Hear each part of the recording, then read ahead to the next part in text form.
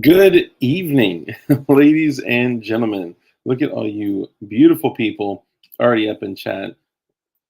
Oh, Appalachian Gunrunner, AGR, what's up, brother? Honestly, it's kind of cool to be sitting here getting ready to go live and seeing all y'all just post it up. Y'all just in here chatting up. Love it. So we are starting with a honestly great guest. Had to reschedule from last week, but it's all good. It just meant that I was excited throughout the entire week for this evening. So we have a really special guest. So we're going to go ahead and get it started here in a moment. Just wanted to say everyone who said I was going to end up going live at like 10:30 or 10:15 or whatever. I just want to say you. Who's playing? So let's give some love to Kurt24, who was the first person in chat this evening. So you get a crisp high five. Congratulations, my friend. And Safe Line Live, what's up, brother? Good to see you. CNT Designs, Sport Brand, what up, what up? And DLD After Dark is in chat. Joe Morris, who looks like he's got a brand new purchase. So that's dope. Congratulations. He got a Ruger American Ranch in 300 Blackout. Good luck with that ammunition, my friend. I know of a place that you can get it, actually. And who else we got? Key, ASC, what's up, brother? T for Tejas, Chanamemba, Chanamemba. Oh, and of course, Kurt24, the first person in chat. Chanamemba, Chanamemba. And CNT Designs, Chanamemba. Who else we got up in here? PC, Chanamemba, good to see you. Evil SD, what's up, brother? How late is dark gonna be? He said he better be working on that damn thermistor. I know, man. I know. But I did. I ripped my entire printer apart, pulled the thermistor out, and I was like just kind of messing with it because it looks to be completely intact. And I was just messing with it, like pulling it in and out and wiggling it around and positioning it. I ran it a few times, probably 5 or 6 times. I was getting a thermal runaway every single time. So I'm just going to get a new thermistor and install it into the motherboard and run it and do all that stuff. So 10:05, 9:53. Thank you. Thank you. Whoa, hold on. That was a guess? Bro, at 9:40, that was a guess. It is 9:52. Man, PC, you should win something for that, brother. Flying Rich, what's up, brother? Good to see you. Toy Town Inc., what up? What up? And who else we got? I saw some other folks up in here. Knights Custom Builds, what's up, man? Glad you could be here. OP, what's up, brother? Hello, fellow perpetrators. And we saw some other folks. BV Luminous says, gay, gay, gay. And AGR, Appalachian Gun Runner. Too many choices. What up? Knock, knock. It's me.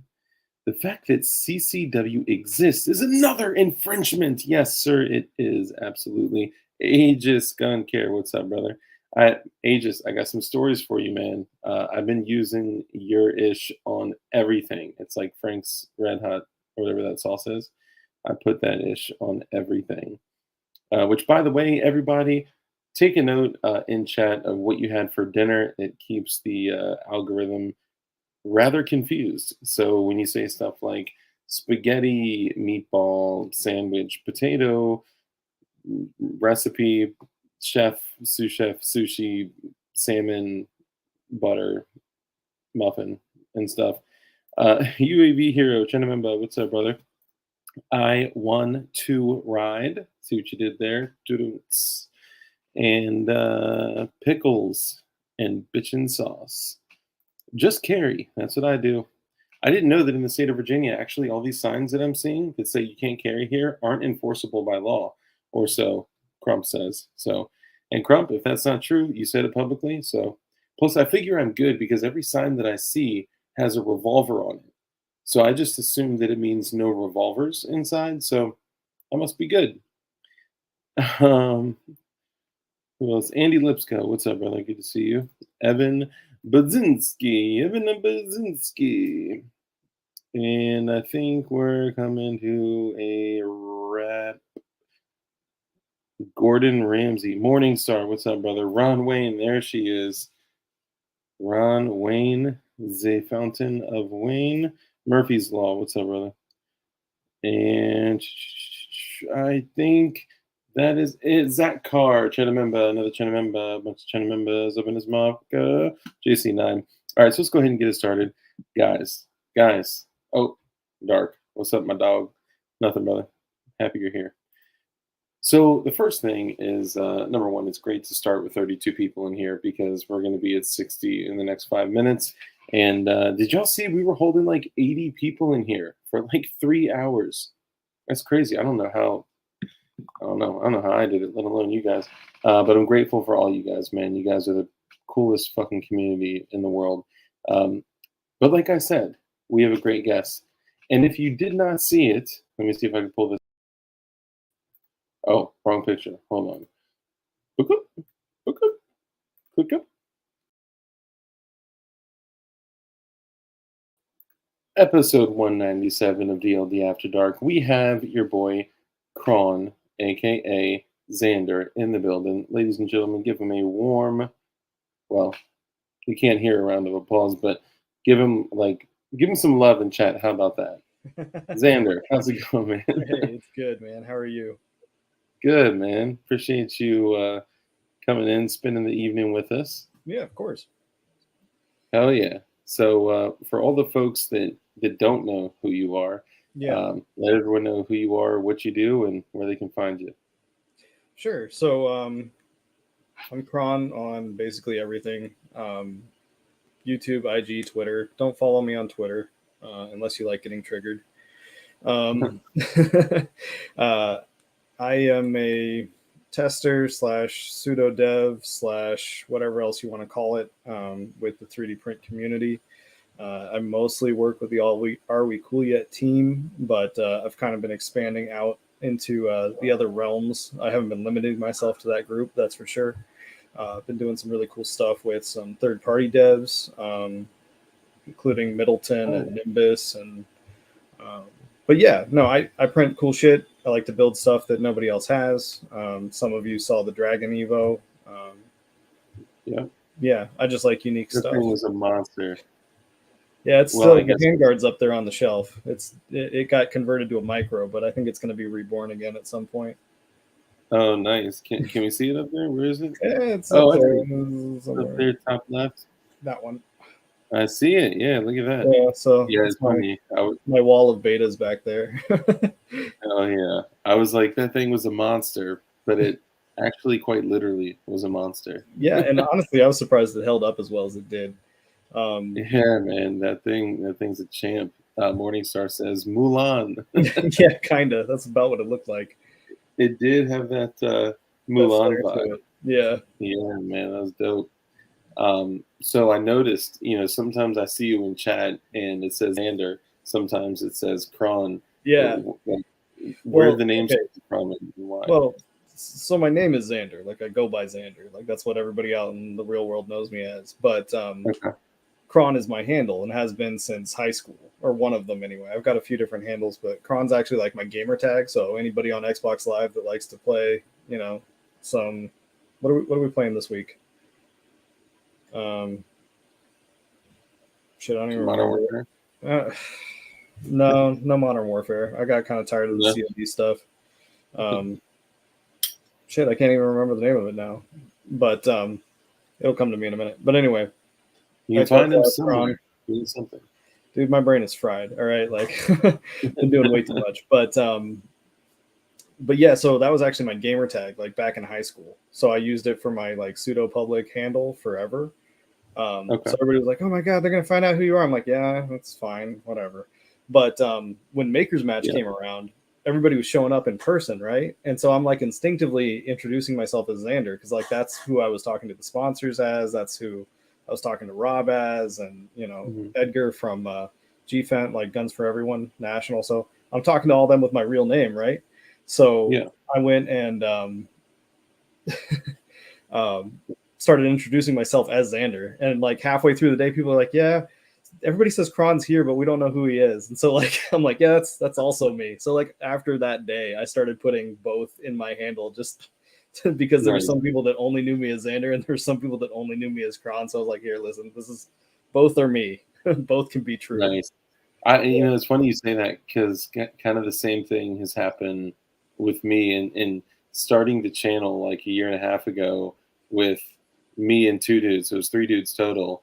It was DLD for all three of us, and then After Dark. But I go by Dark, so a lot of people call me DLD. A lot of people call me Dark, and it can get a little confusing. That's pretty funny. Yeah, but yeah, so like even in Matrix, like if you go in Matrix, it's Kron and then Xander, so that anybody that got dragged in just for Maker's Match knew who they were talking to, because that's just instinctively I introduced myself as my regular name. So, Oh yeah. And I saw somewhere in the chat they expected a PC gamer. I do both, for the record, but most of the time, like I do IT for a living, so I don't want to mess with my PC. So if I just want to play games, I turn on the Xbox. Yeah, at the end of the day, you're like, fuck this computer. Yeah, pretty much. Yeah. So obviously you're into 3D printing heavily. Yeah. You're into firearms pretty heavily as well. A little bit. Yeah, I've been known to just a little. And actually, real quickly, just while we got all you beautiful people in here, this stream is sponsored by 1776 Supply Co. I've been chatting with those folks, man. They're awesome. And just kind of looking through, I'll pull this up here, looking through their Instagram and their inventory and everything they got. It's nuts, man. They got some serious customizable. Hold on, so we can pull it up here. Sorry, they got some like serious customized shit, man. They do all their Cerakoting in house. They do machining of all this shit in house. They got these dope ass slides. Yeah, look at that shit. I don't know if you're allowed to say what that's for or not. It's a Glock slide. No, so this is it is a Glock slide. It's for the new 43X series. Hell yeah. I'm not sure if they're live on the website or will be soon, but I'm sure if you ping them, they will know how to get you one. What I really love about this is, and I'm going to go out on a limb and say they're the first ones to ever do this, but they actually 3D printed the RMR covers. Oh, for real? Yeah. So it's actually, and I was texting them like, honest to God, if you hadn't told me, it would have taken me a good long time to realize it. Like the print quality is pretty impeccable. And it lines up so well. I would have thought it was machined. Dude, no shit. So I got TLR7 sub. Oh, that's not the right one. Hold up. I got a TLR7 sub, and I didn't even realize the dude that had sold it to me 3D printed the key inside, and like I could not even tell that it was 3D printed. Like the quality was on point. So I wasn't even mad. I was about to hit him up and be like, bro, your settings are on point, dog. Yeah. You gotta love nice, clean prints. Oh yeah. So here's some more examples of some of their shit, man. They got I'm impressed with their 1911 kits. They literally take the time to hand fit the entire kit like as one. They marry the parts. They don't complete it for you, right? But they kind of they. I was actually bugging him about that the other day. So my mom's boyfriend has been like jonesing to build a 1911. Like he's got his 80, he's got his slide and all this stuff, and he's like, I'm gonna build one. I'm like, cool. And then I was like, you know what? They have these kits. I should hit them up and try and like follow along and do it with them, so that one, I have a 1911 because I think I sold all my 1911s. I had an old Sig Tac Ops. I had a Para Ordnance double stack. I had a couple of really cool ones, and I ended up selling them over time during, I don't know, just over the years. Like sold them to buy other stuff, which you always regret, right? Like every now and then you let a firearm go, and a few months later you're like, probably should have just waited another month, and I could have bought the other one anyway. But yeah, so I'm kind of excited about that. I think I'm going to go through with it and try and build one. Dude, definitely next level projects. Obviously doing the type of shit that you do, like, turning fucking AR barrels for certain types of builds, it's definitely like next tier level fitting of everything. The Rogue Banshee has an excellent, I think that was actually taken down, so never mind. Womp womp. You know what? You could call the Rogue Banshee. I'll give you his fucking information. Perfect. Yeah. You know, it's so funny. They're attacking all the information out here because they don't want us plebes to be able to go out and find information. Oh about no! The peasants shouldn't be able to arm themselves. That's rule number one. Yep. With any communist handbook. Mm. Yeah. Oh, That's nice. I didn't. Oh, that's dope. I never saw that. Sorry, I'm off the. Some type of 22. That's one of the ongoing jokes with the gunmakers matches because we refuse to use rimfire. Like rimfire is banned. You're not allowed to use rimfire. One, because it's cheating. But two, because it's just, where's the challenge in 22 really? But yeah. So even with the dev shit, it's like 22 is like, dude, it's everywhere. And I'm like, guys, if we're gonna do 22, can we do like 22 Win Mag or like something? Dude. Give me something. Like, so we should afterwards we should talk because I actually came up with an idea and I was talking with Zip about it, and I don't want to throw it out there just yet. I did come up with a 22 LR dev idea that I gave to Zip, and I was like, yo, you can take this to do your thing and take it to 1776. Y'all take all the credit for it. I just wanted to get it out there. Zip's awesome. I got one of the ARC 2.0s right there over my shoulder. Oh yeah, the new 556 model. Yeah. Oh dude, yeah, we definitely got to talk about that. So guys, when you get a second, if you could, just to kind of wrap this up. Oh, this shit is so beautiful. If you guys could do me a favor, I want to show 1776 Supply Co some love. So do me a favor and look them up on Instagram. It's 1776 supplyco.official. And follow them on Instagram, like the last 10 of their pictures, and send them a message and just be like, yo, DLD After Dark sent me, thanks for doing what you do. Appreciate what you do for the community, because they are behind enemy lines. They are in California. So I was going to say that. And on top of that, too, like there's a lot of shops out there that claim to be, friends of devs and friends of the community and everything else, but they like walk the talk. You know what I mean? Fuck yeah, they do. And there's a lot of things that I really got a lot of respect for them because, I found out they were involved in so much shit.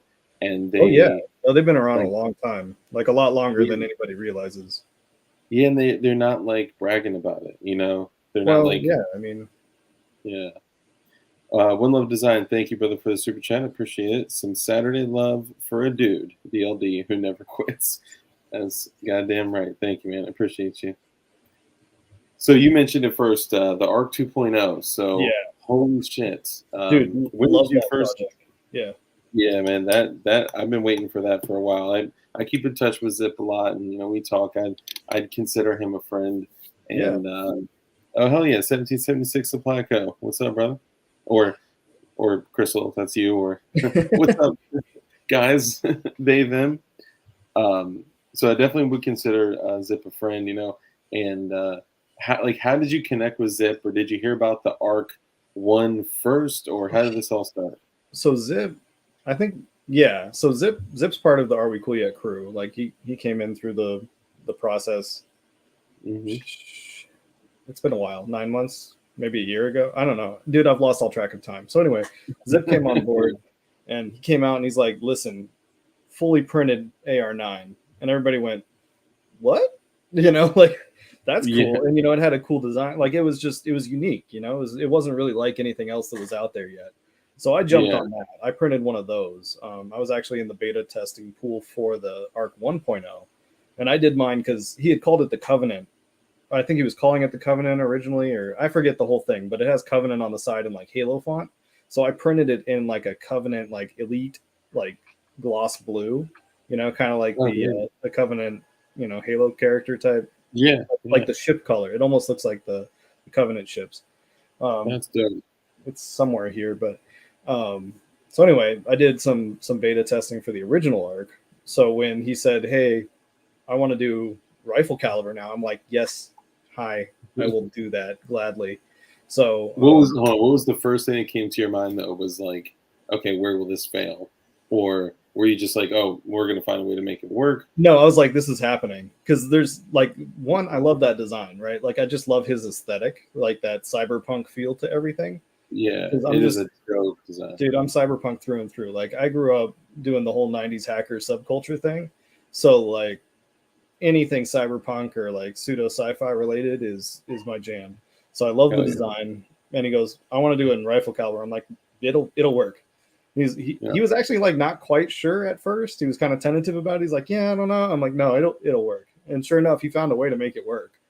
Yeah, I mean, I think the way that he developed it, man, with like, I think what generally happens is like, you know, people just think they can go for a 3D printed upper and a 3D print everything based on the same designs we have that are like 70, 75 aluminum. And the way Zip did it with the the internal bar, the rods that are the trunnion plus the tensioning rods, like and it just works. Like that thing don't quit. Like I printed mine in full PACF, like carbon fiber nylon for people that don't print a lot or don't do exotics yet. I did the whole thing in nylon, carbon filled nylon, except for the front handguard section that was an ASA. And that was just because I promised him I would take it to the range and I had to run 2 printers and the other one wasn't set up for nylon. So I was like, shit. So I'm like cranking parts out. Like I'm building this thing at like 6 a.m. to go to the range at like 7 o'clock when the sun came up. Like I'm trying to like get this thing together. Right. So that's my only like, I'm kind of irritated with myself that I didn't spend the time to do that piece of nylon, but end of the day, it still ran great. We ran, so it was like a battle pack of 320 in brass and then another like 90 rounds or so in steel. I actually ran out of ammo. I fully expected, like, to be perfectly honest, some of the testers that had done PLA and with earlier versions and things like that were having some heat issues. So I kind of expected it to like fail, 100, maybe 200 rounds in. Dude, 300 rounds later, it was fine. I even took it apart when I got home, no warpage, no nothing. So, it just didn't quit. Like it didn't lock up. I had one fail to fire, but it was on some old Russian steel ammo. So I'm kind of just going to blame it on that. I don't think it was, ammo's ammo. Every now and then you get a bad nugget, but that thing. Yeah, those get super hard primers too. Yeah, that too. But yeah, I honestly love it. It just runs. Yes, I am secretly in charge of AWCY and the Illuminati. I heard the Illuminati. Yes, You actually designed the back of the $1 bill where the pyramid. Right, that was me. I was there. I did that.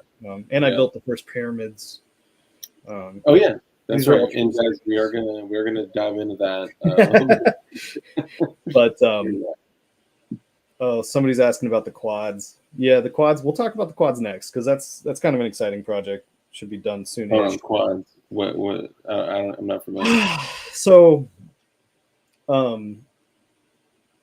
can just jump into it later if you want to. No. We can jump into it. It's cool. So, like, I don't have 10 grand, 15 grand laying around to buy like decent night vision goggles, and I have yet to find anybody to like sponsor me and throw some at me because it's $10,000 to $15,000. You're talking about the digital night vision. Yeah, like some good PVS 14s or something. Don't have that. Just not going to happen. And I'm pretty sure my wife would murder me in my sleep if I did buy them. So I jumped on board with some of those 3D printing nod projects, which I think, I forget who the original dev was, but then Call Me Coco made it popular with his YouTube series. And then this dude, Vaughn69, did a build of it that he kind of abandoned and went off to do a different. Anyway, long story short, I took the Vaughn mod of the Coco mod, and I'm doing my own version with some updated sensors and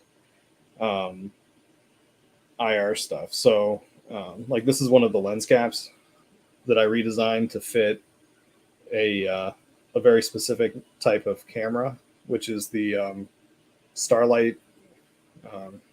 It's got the Starlight lens on it. What are you called? The Foxier? No way. You're using the Fox? Okay. Yeah, so, right. Dude, we definitely got to talk. So months and months ago, I got with a couple of my guys, viewers, that, that's dope. Yeah. So And those that follow me on Instagram or anything else know that I really only print in nylon and sometimes ASA at this point. I don't even bother doing PLA anything anymore, just because it's not worth the time and energy. So this is CF nylon as well. Super lightweight, obviously super rigid. I love it.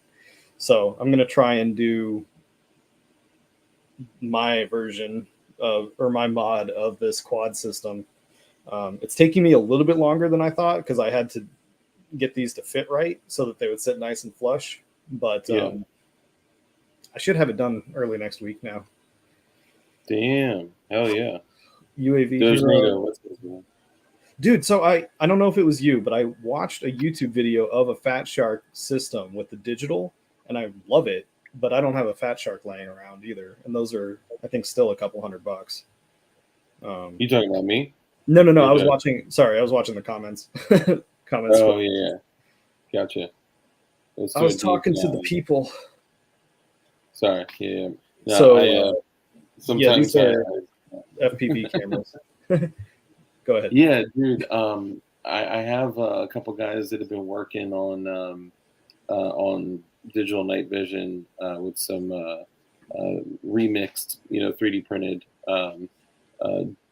duals and quads, and also IR beacons.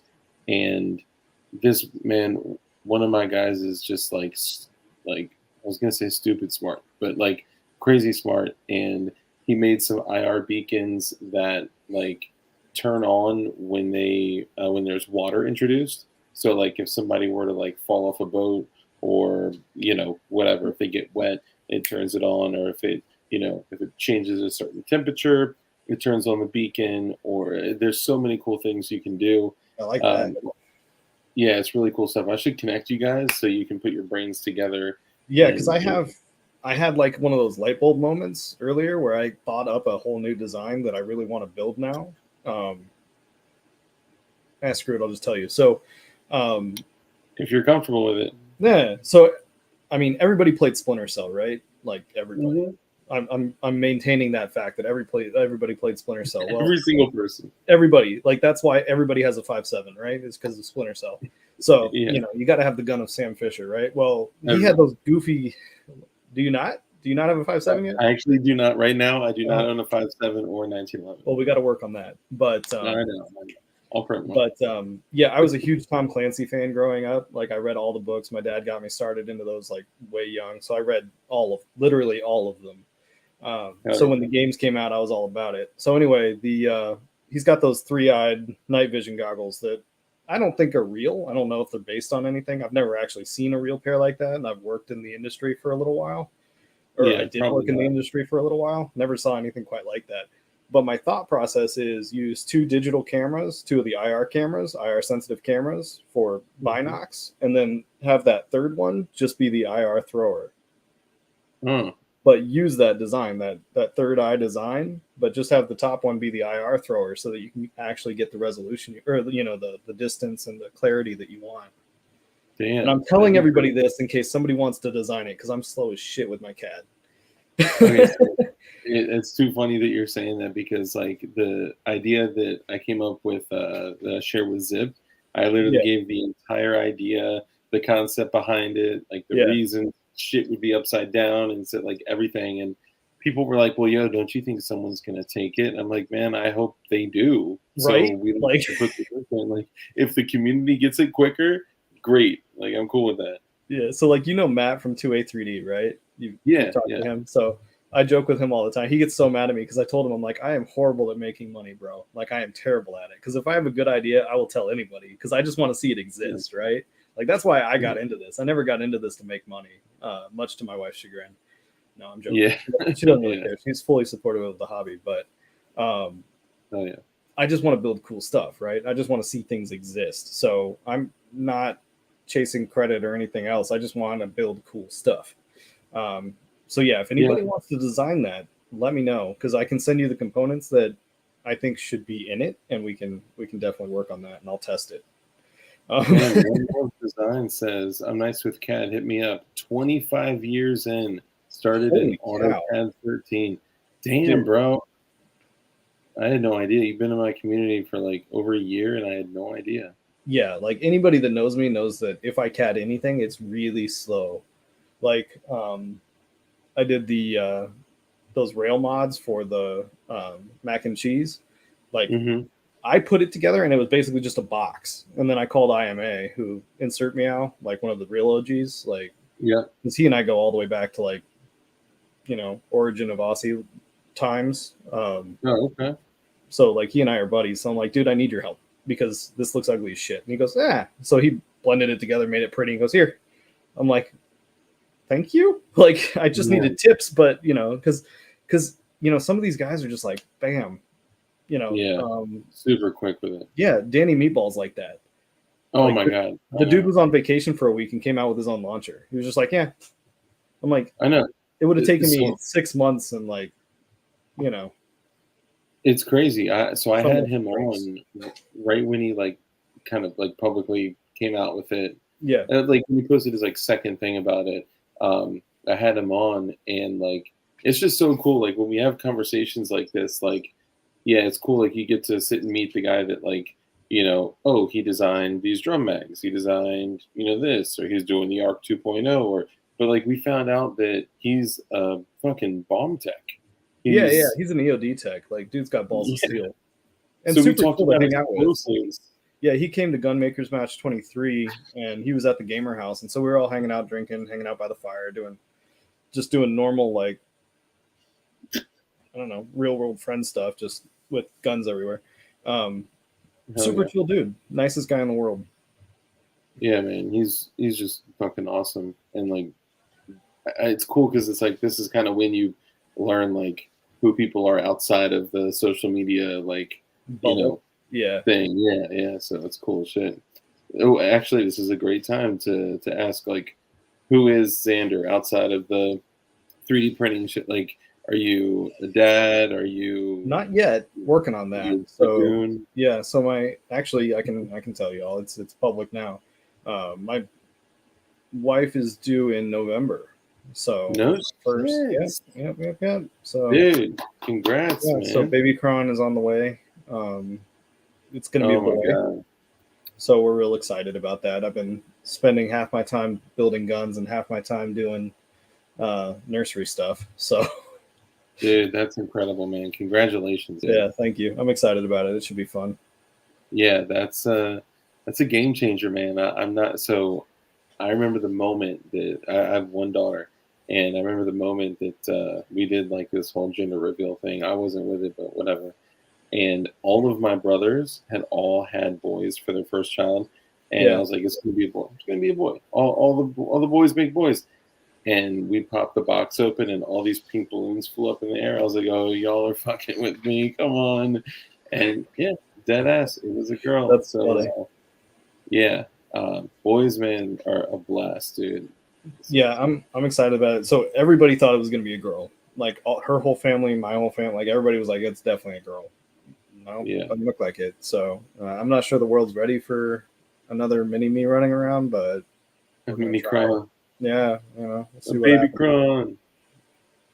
So it'll be Yeah, fun. everyone says congrats. Yeah, everybody's like, you're not gonna have any time. You're never gonna build anything again, dude. I work from home, so like, Yeah, you'll trust me. You will yeah, find time. It's yeah, you're literally going to be running around like nowadays. I'm running around like playing like Frozen like games like Elsa and Anna shit.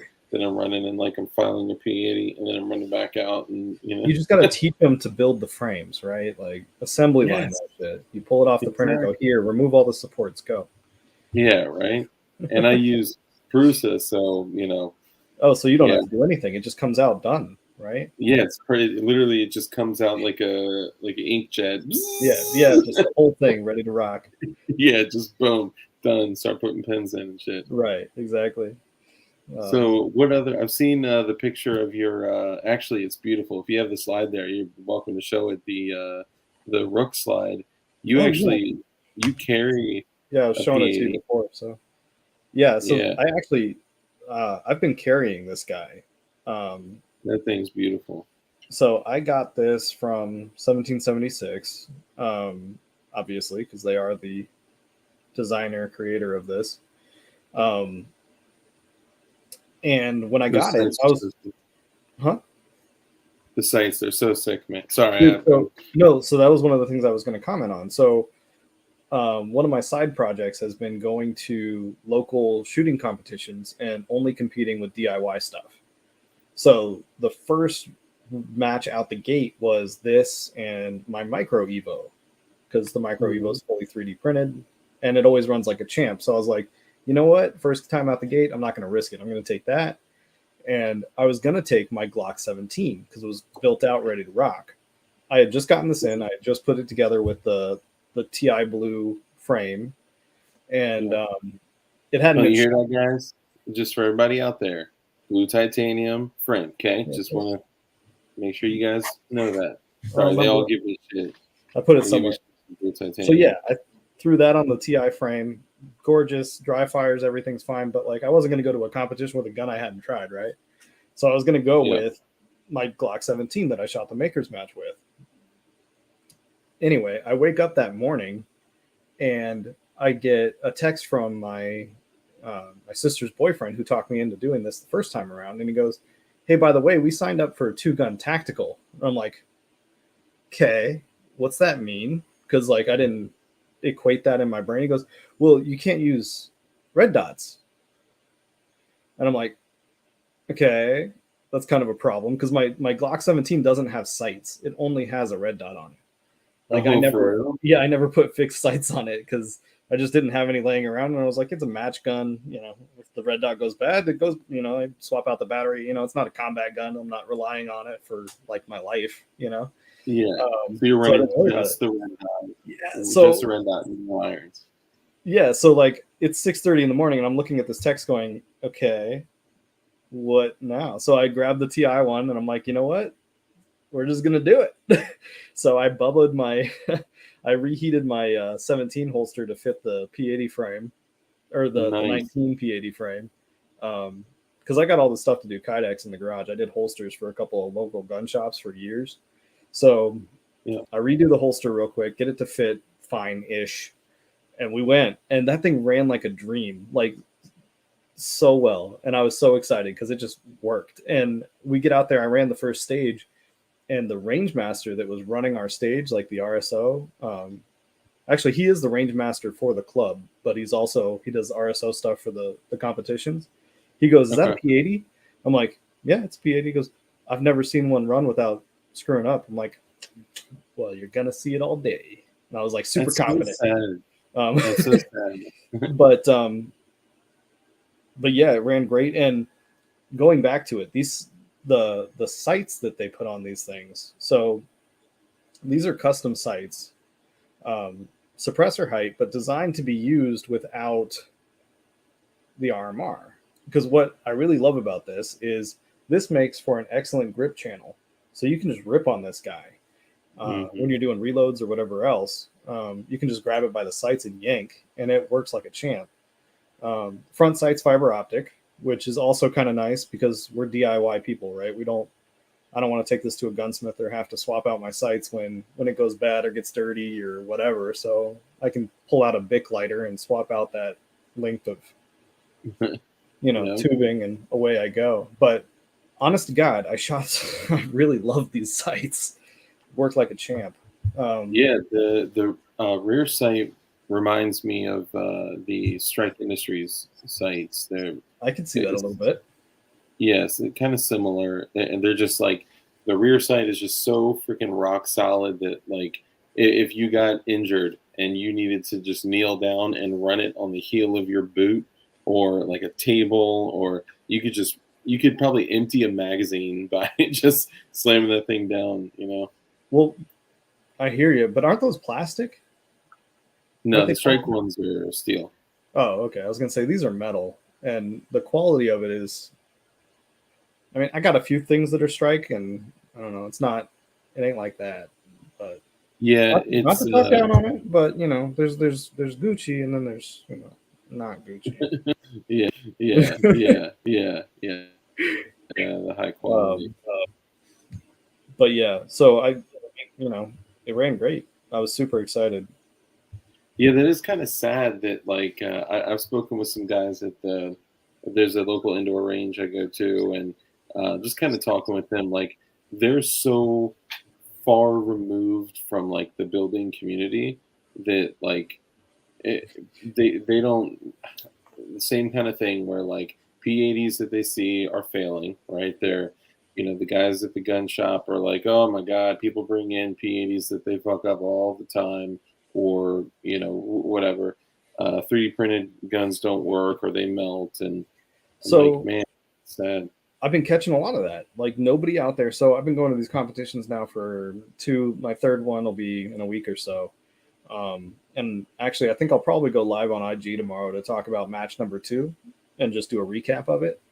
Because that was a couple weeks ago and I hadn't time to really sit down and do that. But when I got out there, that was the first comment because the first stage was all pistol. So we did the pistol only on Texas Stars. It was 2 Texas Stars, and anybody that's on Instagram or wants to look at it, I posted all that video of just pinging these Texas Stars. So I nail that. RSO says what he says, and then we go on to the next stage, and it's actual 2 guns. So it's draw from the holster, reholster, pull out your rifle or PCC, and shoot the next half the stage or whatever. So I pull out my PCC, which is my blood red micro Evo. Yeah.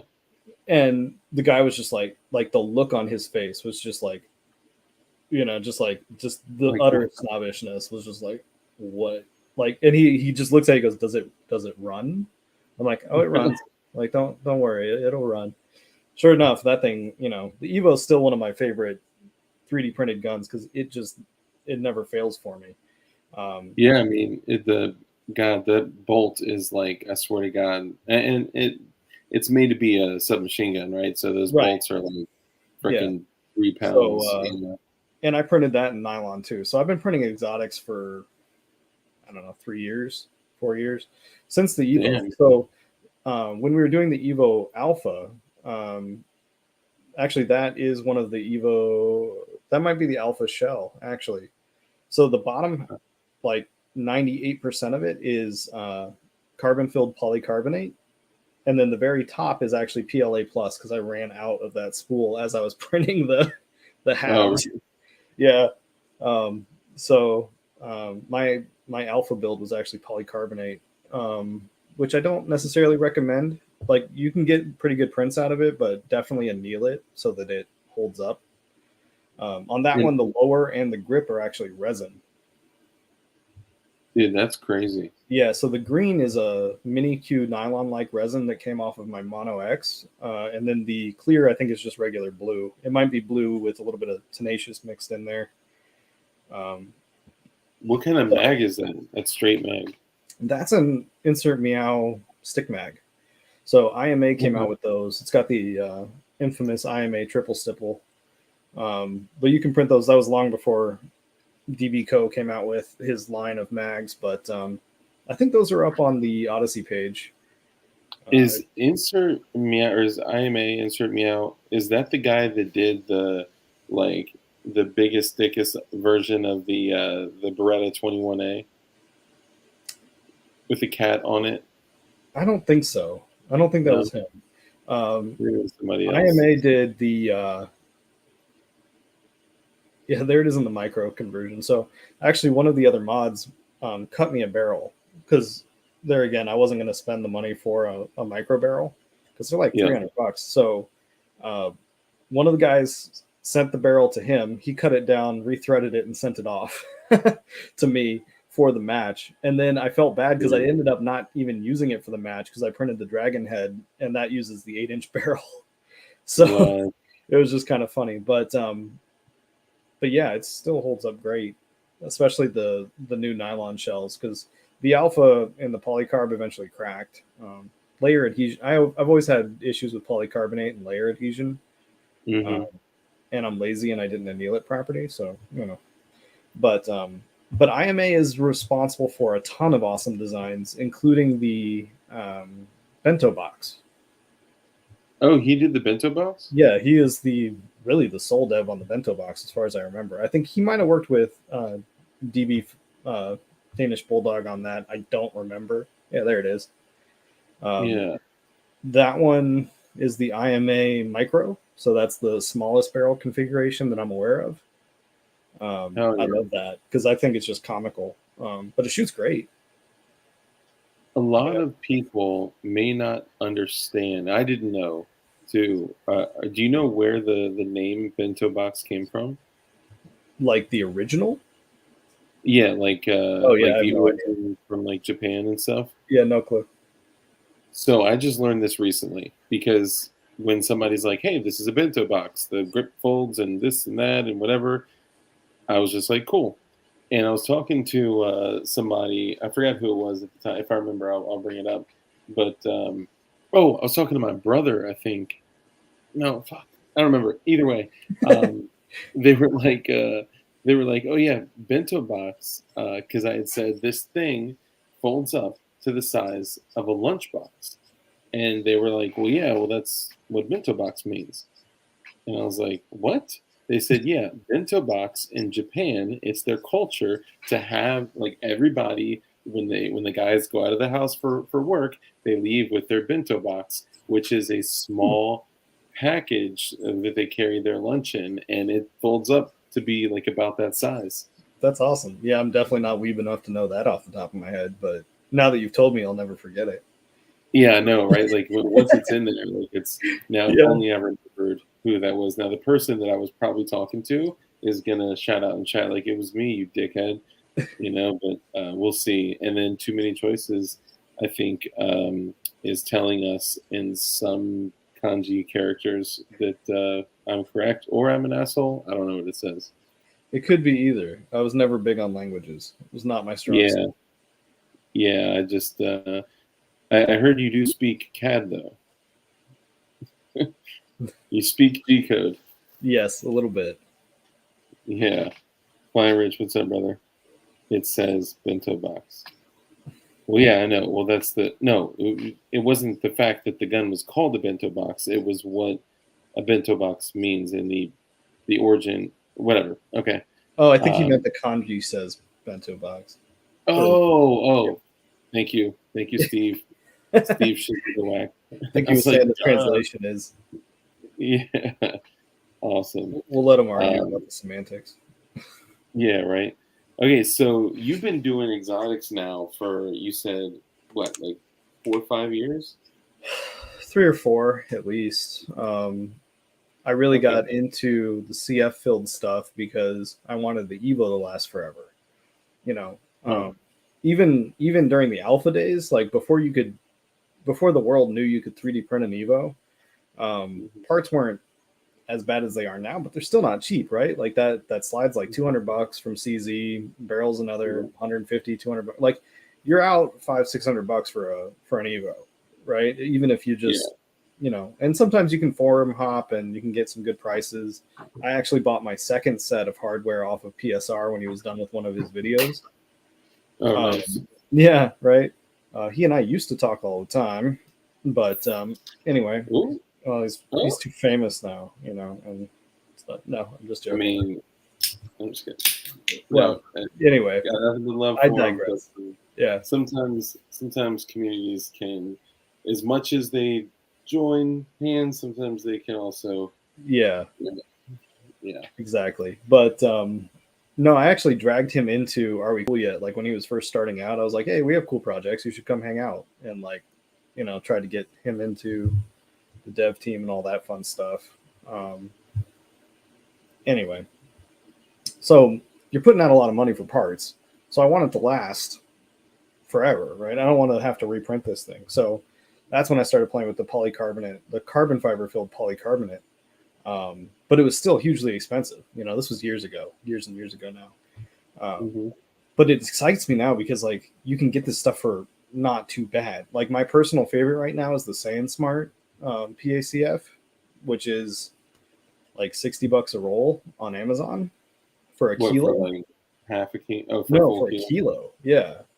Damn, Um, that's not bad. yeah, because when that polycarbonate was probably like $100, $120 for half a kilo. Kind of like the Nylon X. Nylon X is an amazing filament. Don't get me wrong, fantastic Yeah. stuff. Love it to death. But $100+ for half a kilo, like or I forget all the math on it, but it's almost twice the cost of, you know, the Sane Smart. So when I first got it, I was a little skeptical just because of the price. You know, we're kind of used to, if it's cheap, it's probably not good. Like that's just the mentality that we have in America. Yeah. But honestly, I love the stuff. It prints smooth. It's got a good temperature rating. That's what the ARC's printed out of. Most of the ARC is printed out of. There's some coax in there, but And there are more colors available. It's not just black, right? Not of nylon. Nylon's pretty much either its natural color or black. This is some more of the Sane Smart. You can get colored polycarbonate now. So Polycarbonate. Yeah, I think that's the Prusa line. And again, if you want to go PC, great, but anneal it, like do it properly and take the time to do that, because that's really what makes it last. At least that's been my experience. Take it with a grain of salt. Yeah. Extra Pineapple, what's up, brother? That moment when you're scrolling Instagram and realize, oh shit, you have somewhere to be. Thank you for coming, man. Appreciate you. And Flying Rich with the super chat. Thank you, my friend. God. He's We'll probably get moving. There's a new latest iteration that is supposed to be testing today. Really? I'm going to reprint it as soon as the original devs test it, just because we've printed so many iterations at this point that I'm kind of like, all right, you guys are just tweaking stuff now, so let me know when there's a next major revision and I'll print it and test it with you. But it's coming along. I mean, it shoots. It's just making it as legal as possible and reliable or conflicting goalposts. Yeah. You know what I mean? So it's a tough one, man. It is so much more difficult to build a lawful semi-auto AUG. Well, it's so much easier to build an illegal machine gun. Right. AUG. Exactly. Well, you know, there's a lot of things like that though, and one of the devs and I kind of go back and forth on that. I'm like, you know, if people are going to build it wrong, they're going to build it wrong. But you know, you can't eliminate that. It's just, you know, people could just ignore you and do whatever they want after you release it. So yeah, well, I mean, like let's look at almost, I would say probably 90% of the community like does not read the README. You know, so RTFM people. Yeah, they're not gonna read the shit anyway. But like, I think, you know, part of it is like you gotta you know, each individual has to take their own like responsibility and ownership of that shit. But at the same time, if you are gonna dev something and put it out there, you do want to make sure we protect the community by and I appreciate that, because obviously I'm out here. I'm definitely not hiding anywhere. I'm not wearing a mask or anything else. I use my real name. You know, I'm not going to be jumping into like the, you know, sketchy gray area stuff at all. That's just not how I roll. But I know some people are kind of about that life, and you know, more power to you if you want to be. But I appreciate the extra time and energy that goes into making it as legal or as, you know, streamlined as possible. Which brings me to a question. Uh-oh. Are you familiar? Oh yeah, I know, right? Oh shit. Legality? So no, I'm not sure who the developer is, but I've been seeing the I think it's the Scarab. Yeah, I got one around here. I got a couple of them around here. Okay. So it's really similar to the design of like the TMP. TMP9. Yeah, the TP9. There's a few iterations or whatever. But so I was under the impression that something like the TP9 style with a secondary grip was an AOW. So how is that not an AOW? So it's not vertical. The specific wording, as I understand it from the ATF, is that you are not allowed to have a vertical grip, which is why we have angled foregrips, right? And some are more angled than others, I guess is the best way to put that. But a couple of big companies have come out with the like 87-degree angled ones that are, you know, angled but they look pretty straight. But as far as I know, that's the only language that I've seen, is that you can't have a straight vertical grip. The Scarab is very much angled. I think it's, I don't know, 70 something degree angled. But if if you're not comfortable with that at all, there is one with a rail. You can just get one with a Picatinny rail instead of the grip. Yeah. So yeah, I was just curious. Yeah, just because. Yeah, I don't know if there was ever like, I don't know if the ATF came after TP9, because when they first came out, they only had that threaded, foregrip guy going on. And then, I don't know, a few months later, they came out with a pick rail version of it, even from the factory. So, yeah, when SwarmTech did it, he came out with both versions. He said, here you go. I give you both. You can decide what you want to do. But it's definitely not vertical. It's very angled. Which, as far as I'm not a lawyer, nor do I play one on YouTube. But that's how I understand it. It's honestly, it's so hard to tell, because I mean, all these laws, rules, regulations, restrictions, sanctions, whatever they fall into, it's like, it could be being interpreted by an ATF agent, which, funny enough, like when, the situation with JSD came up and they revoked their cease and desist, they said, we revoked the cease and desist, but we still hold the same position that we believe you're selling firearms, so don't do that. And they're like, well, can we sell parts? Oh, I'm sorry, we're not subject matter experts. What? You're not, but we'll shut you down. Yeah, exactly, right? Yeah. And then they're like, okay, well, can we sell any combination of parts? And they're like, we're not subject matter experts. And then they're like, can we sell a spring? Yeah. We're not subject matter experts. So apparently they're subject matter experts enough to where they can shut down organizations, but they're not subject matter experts enough to know if you can sell a spring. So maybe one day it could be an ATF officer that's not a subject matter expert, that's looking at your or a vertical grip, or it could be a deputy sheriff, or it could be a range officer. Like, you never know, So that's one thing that I found interesting. So I used to, back in another life, I did a lot of security stuff, private contracting stuff, and I also worked for a simunition facility. So like, I interfaced with a lot of cops on a regular basis. Mostly got to shoot at them, so that should get me some community credit. That's fun. With sim especially rounds. with simunition, that shit hurts. Dude, UTM sucks, dude. I still got scars. Those UTM rounds, like, if you're not, like, one day, or actually a couple of days, I was just like, you know what, I'm not wearing the long sleeves. It's Florida. I'm hot. I'm not doing it. Dude, so I didn't know you had so bad. We definitely need to dive into some of that. I had no idea that you were into that, but please. Yeah. So definitely into that. Like that. One, it's addicting and so much fun, but two, it makes you awkwardly comfortable with firearms. Like, people hold guns to your head, and you're just like, yeah, okay. Like, you just, like, that normal threat response kind of goes away, and I don't think that's a good thing necessarily. But anyway, so I used to interface with a lot of cops, and it blew my mind how few actually understood the rules behind. Oh my God, yeah. Any of this stuff. Like, that terrified me to some level.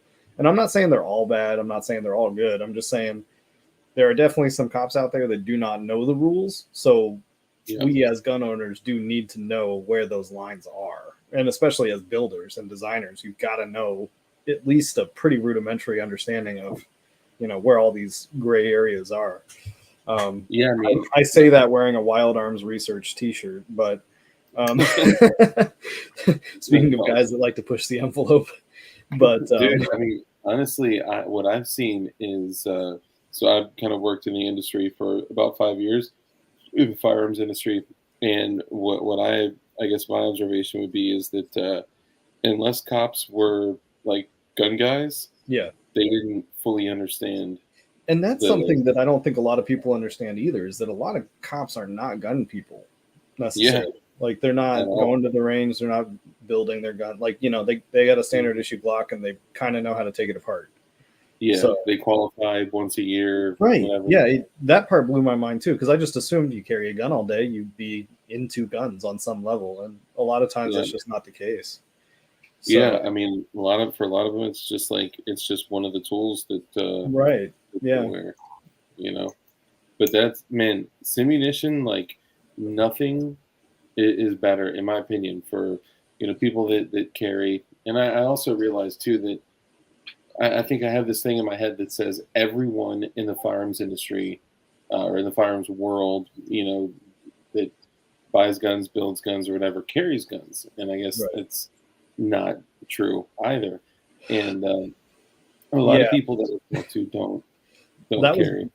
that was one thing that I realized at the makers match, and I don't mean this to disrespect anybody, but like a lot of the building community does not shoot on a regular basis, and that was That's something that came to light, because a lot of guys that either develop or print or build, don't shoot a lot or don't shoot in a way that you're forced to do it quickly or efficiently.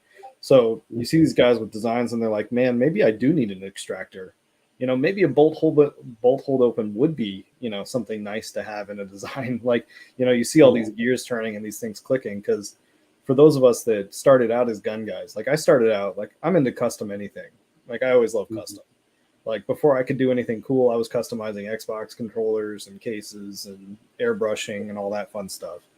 Like nice. I grew up working on cars too. So like one of my grandpas was he used to race at Daytona before it was Daytona, like on the beach. Damn. So I grew up working on cars with him and doing woodworking with him and like just building stuff in the garage, right? Well, hold on. That's why your builds are always so fucking clean. Is because like every time I see him on the roast, man, like there's a lot of attention to detail in there. Yeah.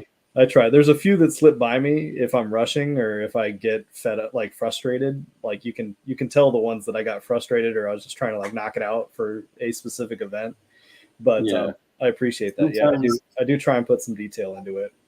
You do a great job, and sometimes I jump in and talk shit because I figure it's yours, but Oh no, it's always feel free. Like I try and keep the ego out of it. I don't succeed hardly ever, but I try. Yeah. Right. Well, you want to be proud of your stuff. Like I feel like that's normal. But yeah. But anyway, so yeah, I grew up building this stuff. And then as soon as I could, I was building my own cars. I was building guns. I was building, whatever. But back then, built not bought was like buying a receiver set and slapping the parts on it.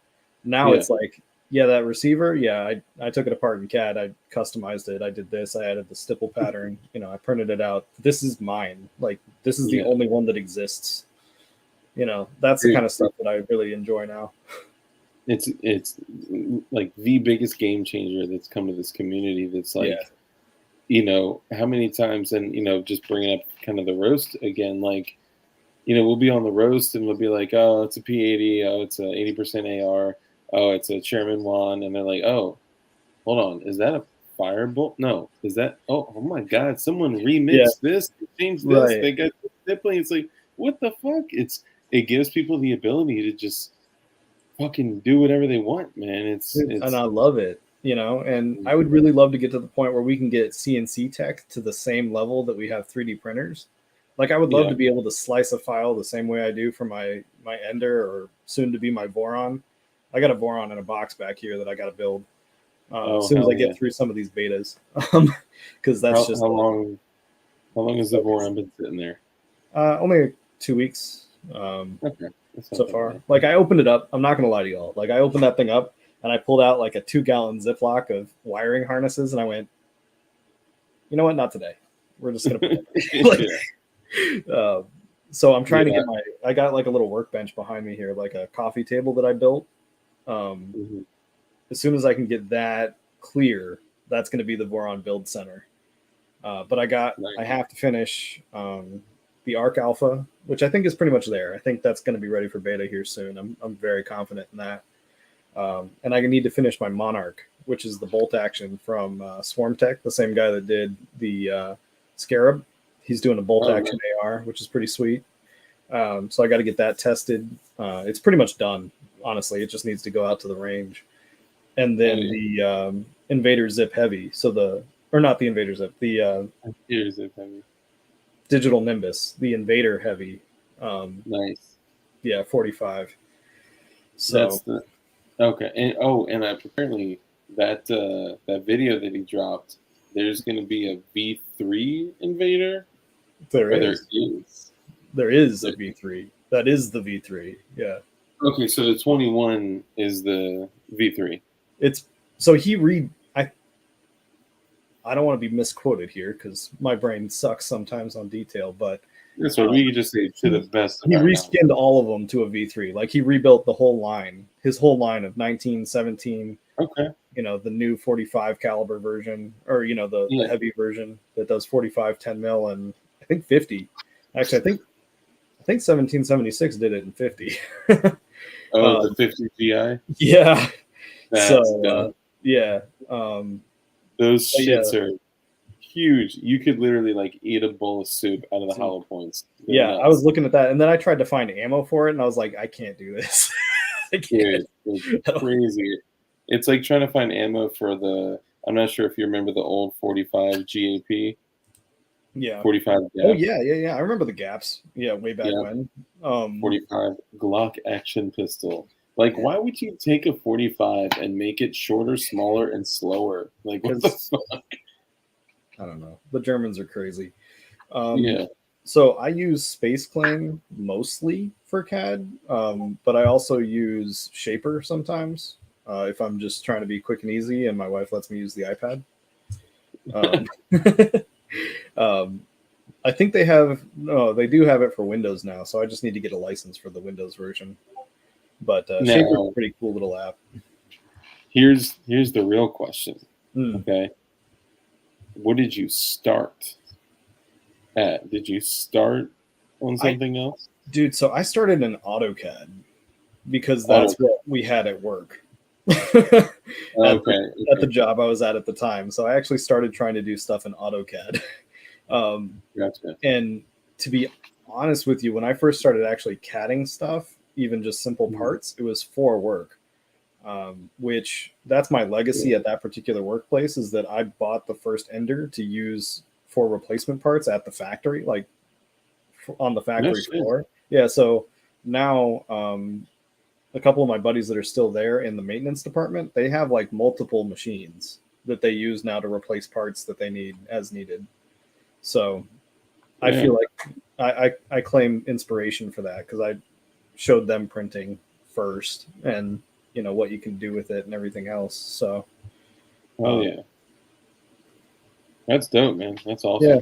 I was hoping that you would say something like Tinkercad or something like that. You know, honestly, I think I did use Tinker. I might have used Tinkercad once for a Raspberry Pi project. And I can't remember if it was Tinkercad or if it was.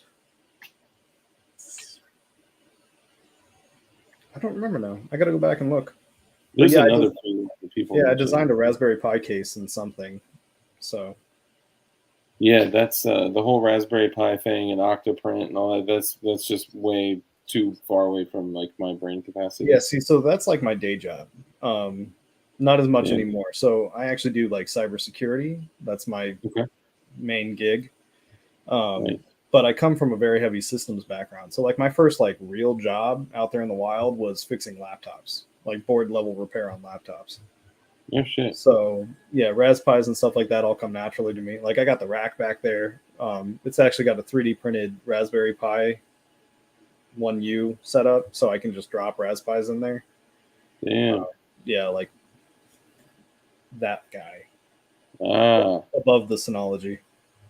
So where did the One Love Design says, okay, cool. I mainly use Rhinoceros. Check it out. Reasonably affordable. Thanks for sharing. That sounds cool. Oh yeah, I'll check it out. I'm always down to try different stuff. That's what's up.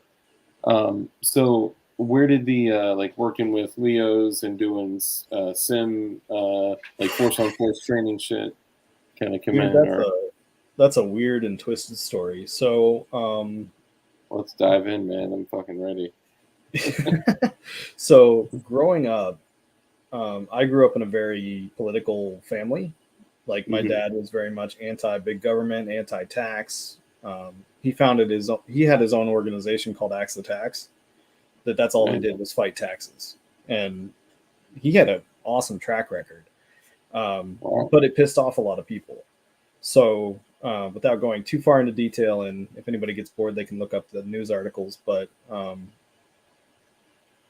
we always had some, I don't want to say conflict, but tension with like other people and groups and developers and Yeah. organizations. So Yeah. that's really where that started from, was just I wanted to learn how to protect my immediate family. So I started studying a lot of combatives. I did Japanese jiu-jitsu, I did Krav Maga, I did Libre, knife fighting. Obviously, when I could purchase guns, I started getting into firearms and firearms training a little bit more. Yeah. And then it was kind of like overnight. One guy offered me a job doing, he ran an airsoft field. So he did airsoft during the day and simunition at night and on the weekends. So then I Yeah. started doing simunition stuff, doing force on force for that, concealed weapons classes, all that fun stuff. And that kind of stemmed off, and I got licensed in Florida for like my DNG security licenses. And then I did a bunch of other contract type stuff related to that, which then stemmed off into doing IT for the DOD side of things. So I did some DOD contracts, some subcontracts, and things of that nature. So I've done a little bit of everything over the years. So, I mean, you're kind of a Fed. I'm just kidding. I'm joking. I kind of joke about that because you don't understand how many people in GunCAD either work directly for or work for a subcontractor. Or are, yeah. I mean, it's kind of comical. Dude, I'll say it right now. Like, we got 50 people in the chat right now. You guys have no idea how many people have hit me up. We've had one on the show, a Fed on the show, that was, because we talk a lot about, like, where we are right now in the world and the United States, and kind of the direction that that it appears we're going. And yeah, I mean, there are a lot of Feds in our community that are like 100% all about freedom, and they're like behind enemy lines, like just trying to get to retirement or something. Yeah, I can't. I appreciate that. But you just can't, it frustrates me because there are a lot of people in our community that just dump everybody into a bucket, like it drives me a little bit crazy. Like, I understand there are bad cops, there are bad Feds, there are bad politicians, but you can't dump everybody into that bucket. You do need to treat everybody on a case by case basis, or else you're just going to alienate a lot of what could be friends and allies to the community. Oh yeah, I mean, you guys think about it, like the people that hit up Crump and give him information, and like I've been with Crump when like he gets access to an active ATF meeting, like a video meeting, like it's nuts. The people that are giving him that info are like currently work for the ATF, that are all about freedom. And that's so, yeah, I mean, just because somebody does that kind of stuff doesn't mean that they're not on our side or caught somewhere right in between. Yeah, that's just my thing. And I there's always shades of gray. Everything has nuance to it, as one of the guys would say. But yeah, so throughout all that, and I have a lot of military in my family. I never did military. I only did the PMC and security stuff. But fun little side story. So my great something or other was actually I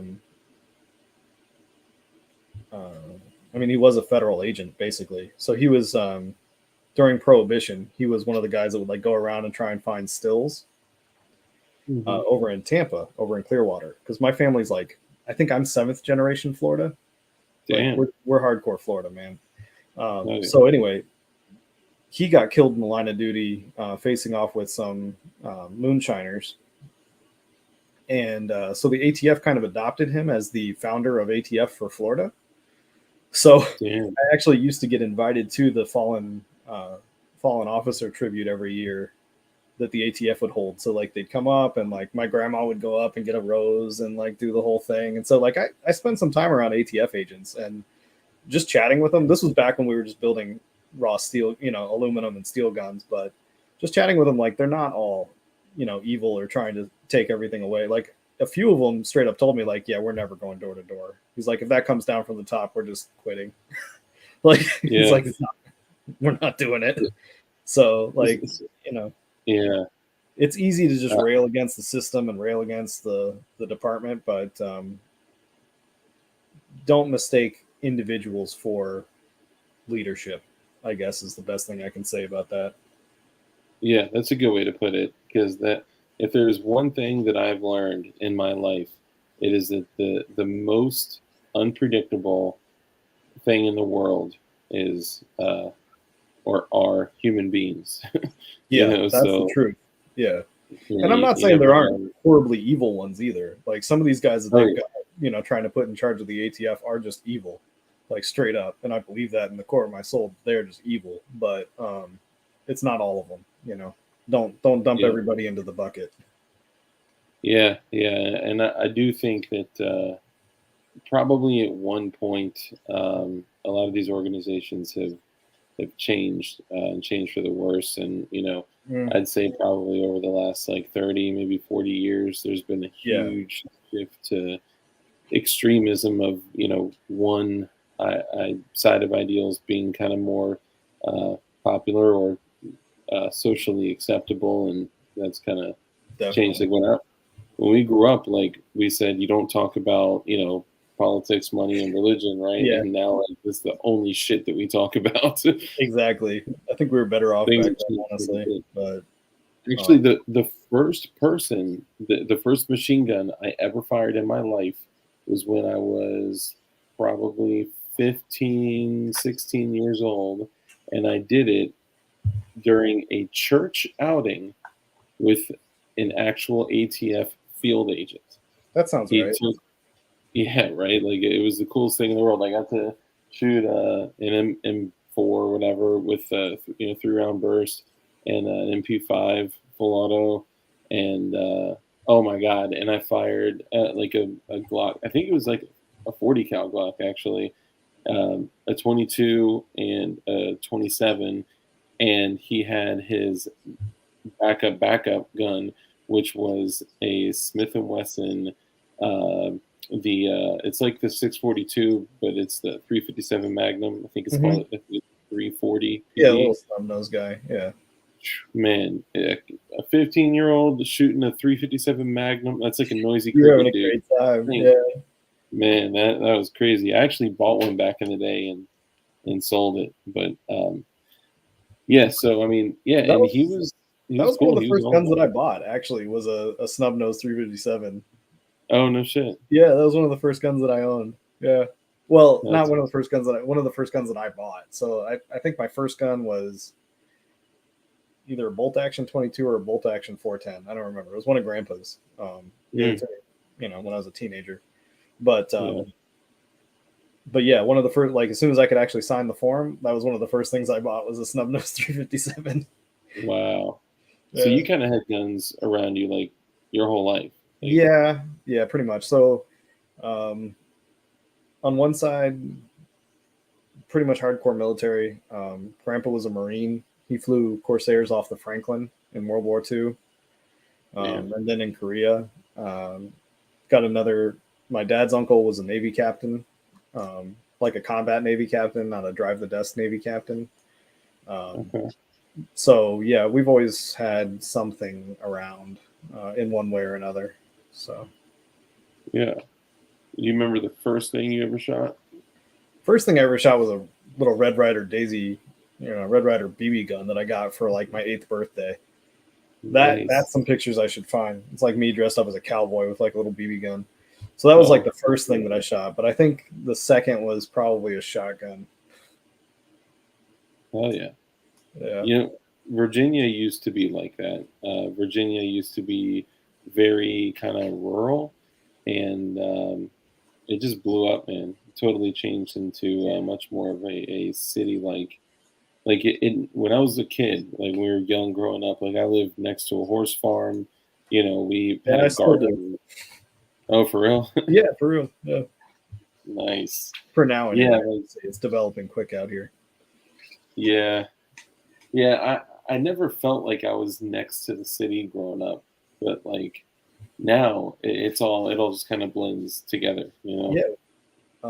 Me and some friends were talking about that the other day. When I was growing up, Orlando was all orange groves, dude. Like we would ride our bikes through orange groves. Now that's all downtown.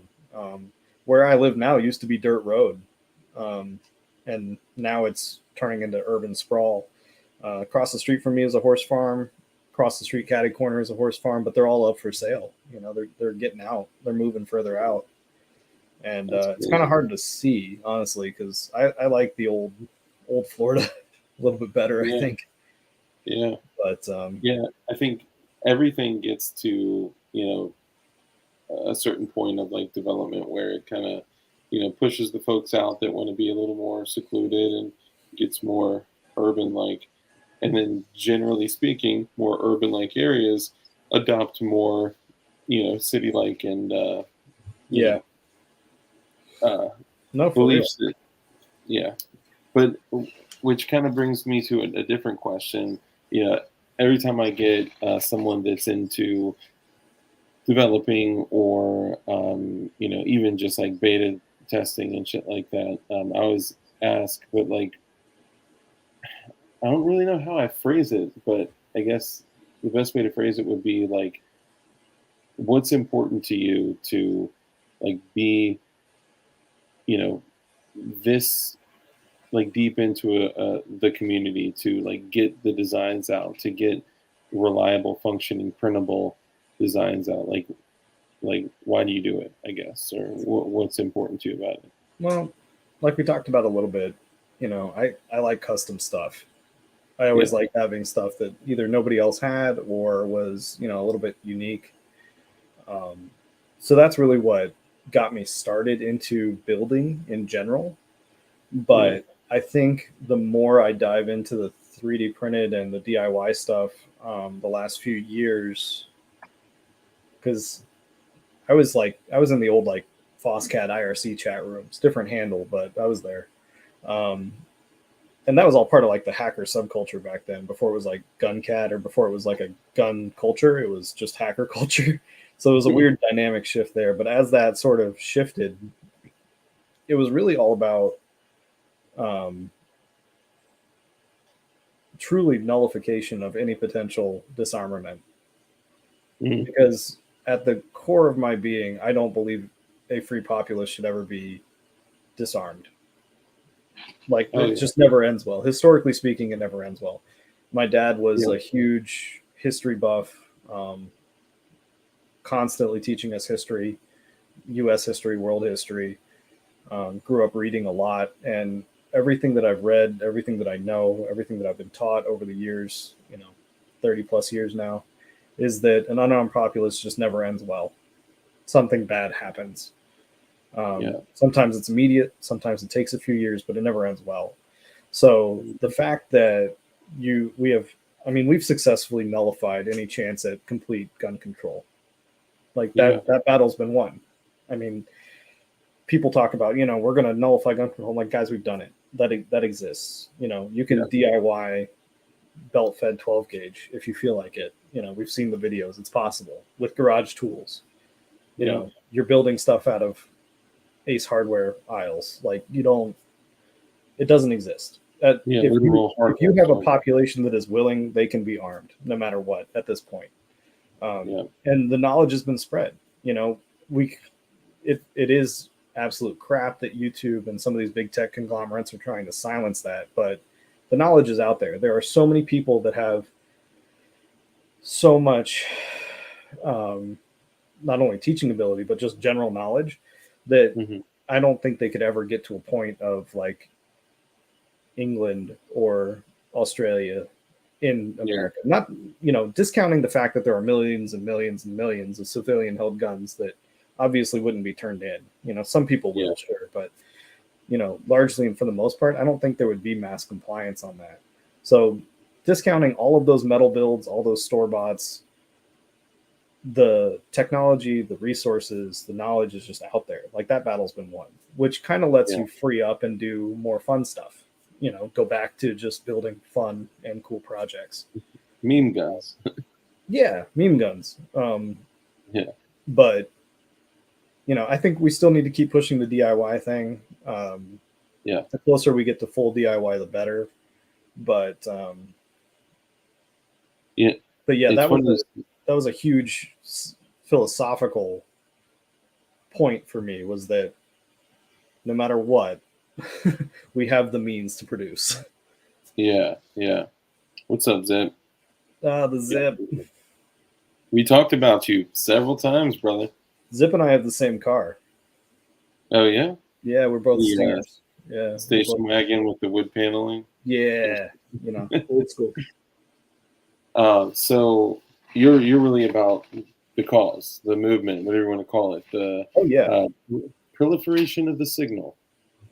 Yeah, like that whole term has kind of lost its taste for me, but yes, making sure that's why I actually heard this from one of my viewers, that the whole can't stop the signal thing was, I get it, right? But there's a difference between the negative part of it, of versus proliferation of something, and absolutely. But I think that's dope that you're about the cause.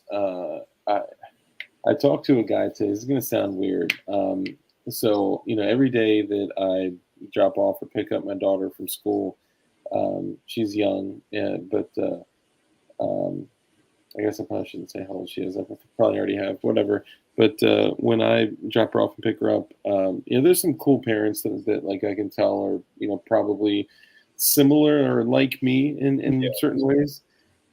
And I see this guy. He's in military fatigues and whatnot. He's in our army uniform, and I asked him hey, so what do you do? And he's like, oh, I'm in psychological operations. And you're like, oh, okay. Oh, bye. Yeah. So you've been fucking with me for the last 10 years. No, I'm kidding. So I kind of start asking him questions here and there. So you guys don't operate domestically, huh? At all? Yeah.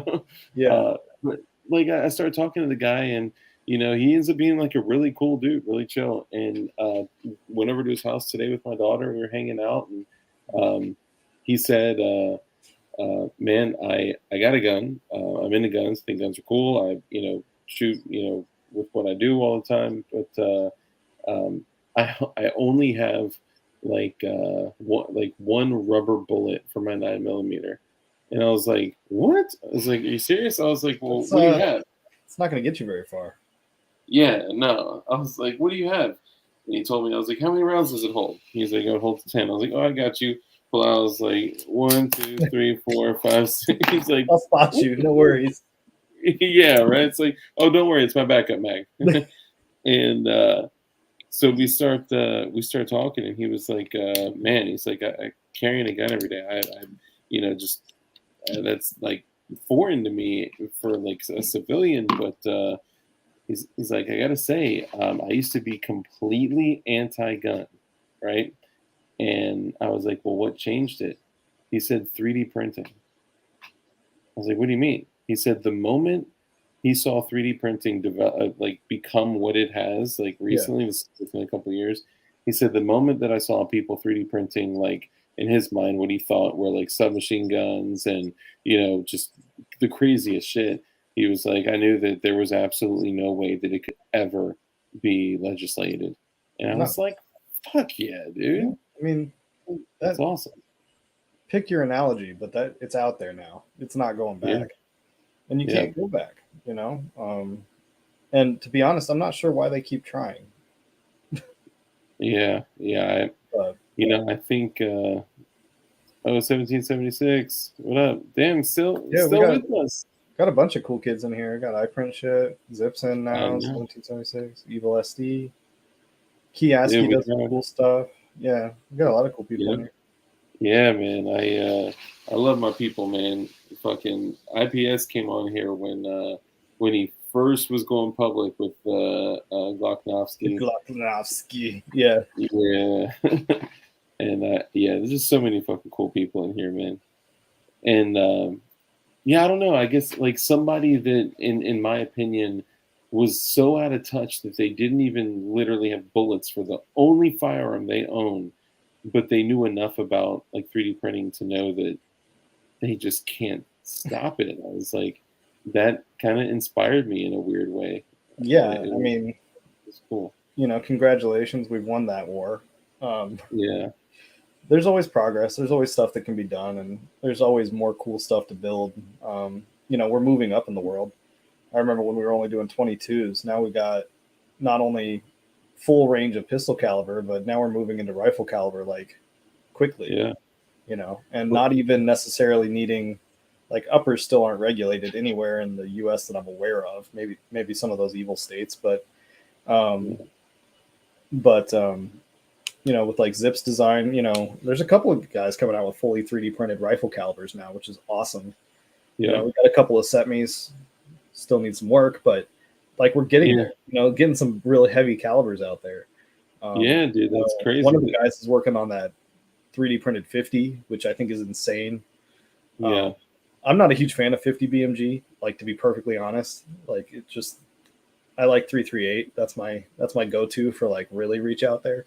But I love the fact that we're doing it. Like, yeah. I mean, anything that we can do to get out there to, like, and look, I've not contributed a lot to, the 3D printing developing world, right? Hopefully there's somebody out there that I've maybe impacted, inspired, said something, gave them an idea that could have, maybe helped. I don't know. But when it comes to like P80s, because I had been so into P80s for so long, like I literally have a entire bookshelf of P80s back there, like, dude, that's just like my thing, That's crazy. That's a lot of P80s. Yeah, I can thank companies like 1776 and JSD and all these great companies that actually want to contribute to not only like getting the shit out there for our people, but like to the creators too. They're like, dude, build it, and that's cool as hell. Actually, most of those are blue titanium. Funny enough. Really? Do you have a 17? No. You know what? So I did build a 34 on a 17 frame in blue titanium, but So I was struggling to get the subcompact blue titanium. Oh, okay, I could see that. So that's one thing that I have on my hit list is a 34. Sorry, I'm super dyslexic, so I get those mixed up a lot. But a 34, like a long slide, because I'm doing this competition stuff, right? So I'm doing the DIYs only for competition, and I think a 34 would be pretty kick ass. But I have yet to get one. I tried to buy one off of Matt when it popped up, and he's like, "Oh man, it's sold." I'm like, okay. So are you looking exclusively for a blue titanium? No, I don't really care. But I need a slide too, so I got to find a slide, and all this stuff costs money, and most of my money goes into nylon so that I can keep printing. Yeah, that's one problem that I haven't had yet. I still, to this day, have only purchased one roll, 1 kilo of PLA Plus, and that's impressive. I've gone through shit in this many years. I don't even want to think about how many kilos. Like, I went through 50 kilos of just GST at one point. Damn. Yeah. Like, that's crazy. I've gone through a ton of filament. I probably have my own landfill out there somewhere. Dude, if somebody could come up with a good way to recycle filament, they would probably be a huge winner. So it's funny that you say that, because I literally, like, when I'm taking off supports and all that shit, I literally, like, that is the only place that my brain goes. It's like, okay, how could I create a system that would heat it and vacuum, like trying to think of shit to recycle, like some shit from supports and all that. But I think it would be a little more difficult than, what I'm thinking. So let's say like there's somebody out there, like for me, unfortunately, after like, let's say after 10 prints, only 3 firearm related. And oh, you have to see this. My, of course, I had to do the block, right? That was like really important. Yeah. But aside from that, my first frame was the Mav 9. Okay. And I love it. It's very strike like. Conscious. But Yeah. check out that layer shift right there. I think I found your problem. Yeah. Yeah, right. And this was my first frame, and I was like, man, you should have heard my ass. I was like, guys, I think it's maybe something the slicer, maybe something like a rendering issue. Like I had no fucking idea what I was doing or talking about. And I printed the other Mav 9 after with the Magwell, and it was like perfect, literally like perfect, especially for somebody that does not have their settings right. Like it was beautiful, and that was my first build, which I actually won the roast with my first 3D printed frame ever, and was stoked about that. I've still yet to win a roast, dude. I don't think it's gonna happen. Your builds are so dope that like I don't know why. Like I don't know, but my thermistor went down, or well, I'm getting thermal runaways, and I've been putting this shit off for months, and I finally took it down, took it apart, and took it out, messed with it, and like I'm trying to fix it. I just need to replace it, like I said before. But if there's somebody out there that's like me that is young into printing, maybe not young into the community, right, but young into printing, if they wanted to get into exotics, what kind of information or encouragement would you give them? So one thing is there's a lot of noise out there about exotics, like a lot of noise. There's people out there that make it sound like it's I don't know,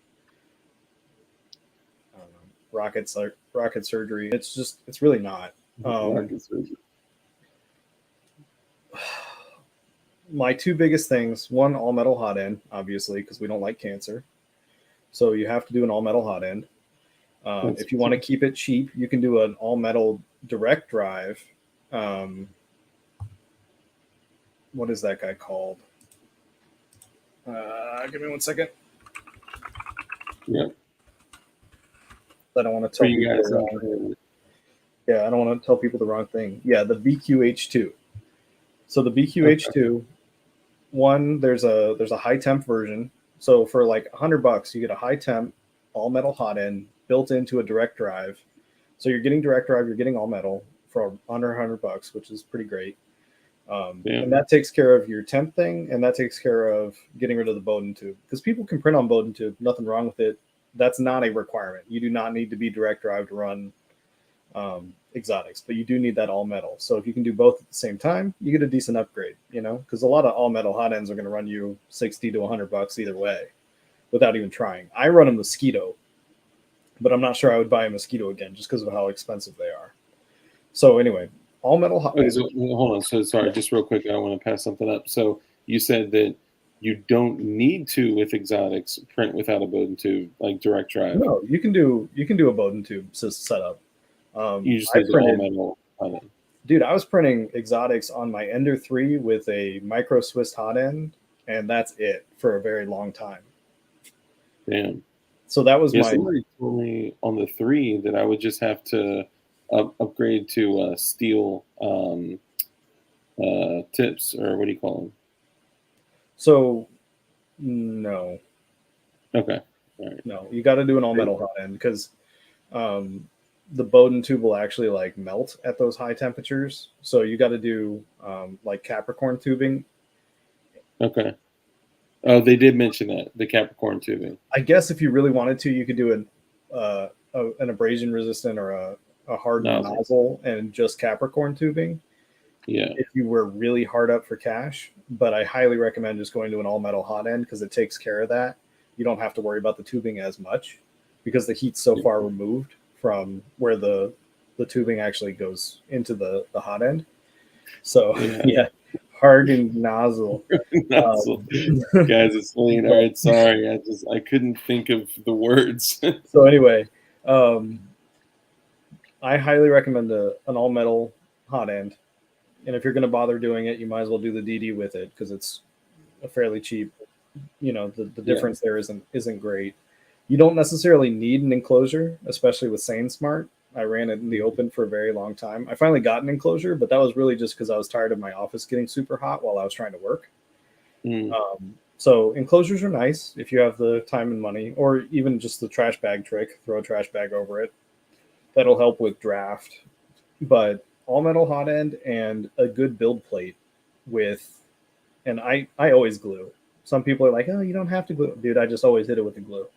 Because there's nothing worse than waking up and finding half a spool of nylon everywhere. Man, I cannot imagine. And I've been there a couple of times. So not my favorite Even thing. being there with PLA Plus broke my heart, Yeah, but the biggest thing with any exotic is making sure that it's dry and it stays dry. That is the biggest part of printing exotics that I can impart on anybody. Even straight out of the bag, throw it in a dehydrator, throw it in the oven, dry it out, and make sure that it's nice and dry. Because if it's got any kind of water in there, it's just gonna be a mess. So, is there a particular like humidity level it should stay below, or you're saying like mine lives at like 12, but damn, yeah, but I'm not saying that there's a hard fast number you have to hit, but you can usually tell just by flexing the filament. Like if you can tie it in a knot like a limp noodle, it's too wet. It's probably too wet. It needs to be pretty firm, and that's kind of the quick and dirty check. So you're saying that you literally throw it in the oven? Yeah. Well, I used to throw it in the oven. Then I gave up and bought an actual box for it. I have the Sunlu box, I think. They're not cheap. They're $70, $80, something like that on Amazon, but it'll run for 99 hours at 70 C, and it gives you the humidity levels. It's got the bearings in there and everything else. Honestly, that was my favorite investment because I can throw, I usually, because I print so much of it, I keep one roll in the dehydrator queued up, ready to go, and then the next roll is in the actual printer in the Sunlu box. So the Sunlu box is running, and then when that one runs out, I toss it and put the one that's on deck in there. So the dehydrator dries it out and keeps it dry, and then the Sunlu box keeps it dry while it's printing. And that's been my setup, and it's been hugely successful for me. That plus purple, Elmer's glue. Yeah. So does it have to be the purple? It has to be the purple.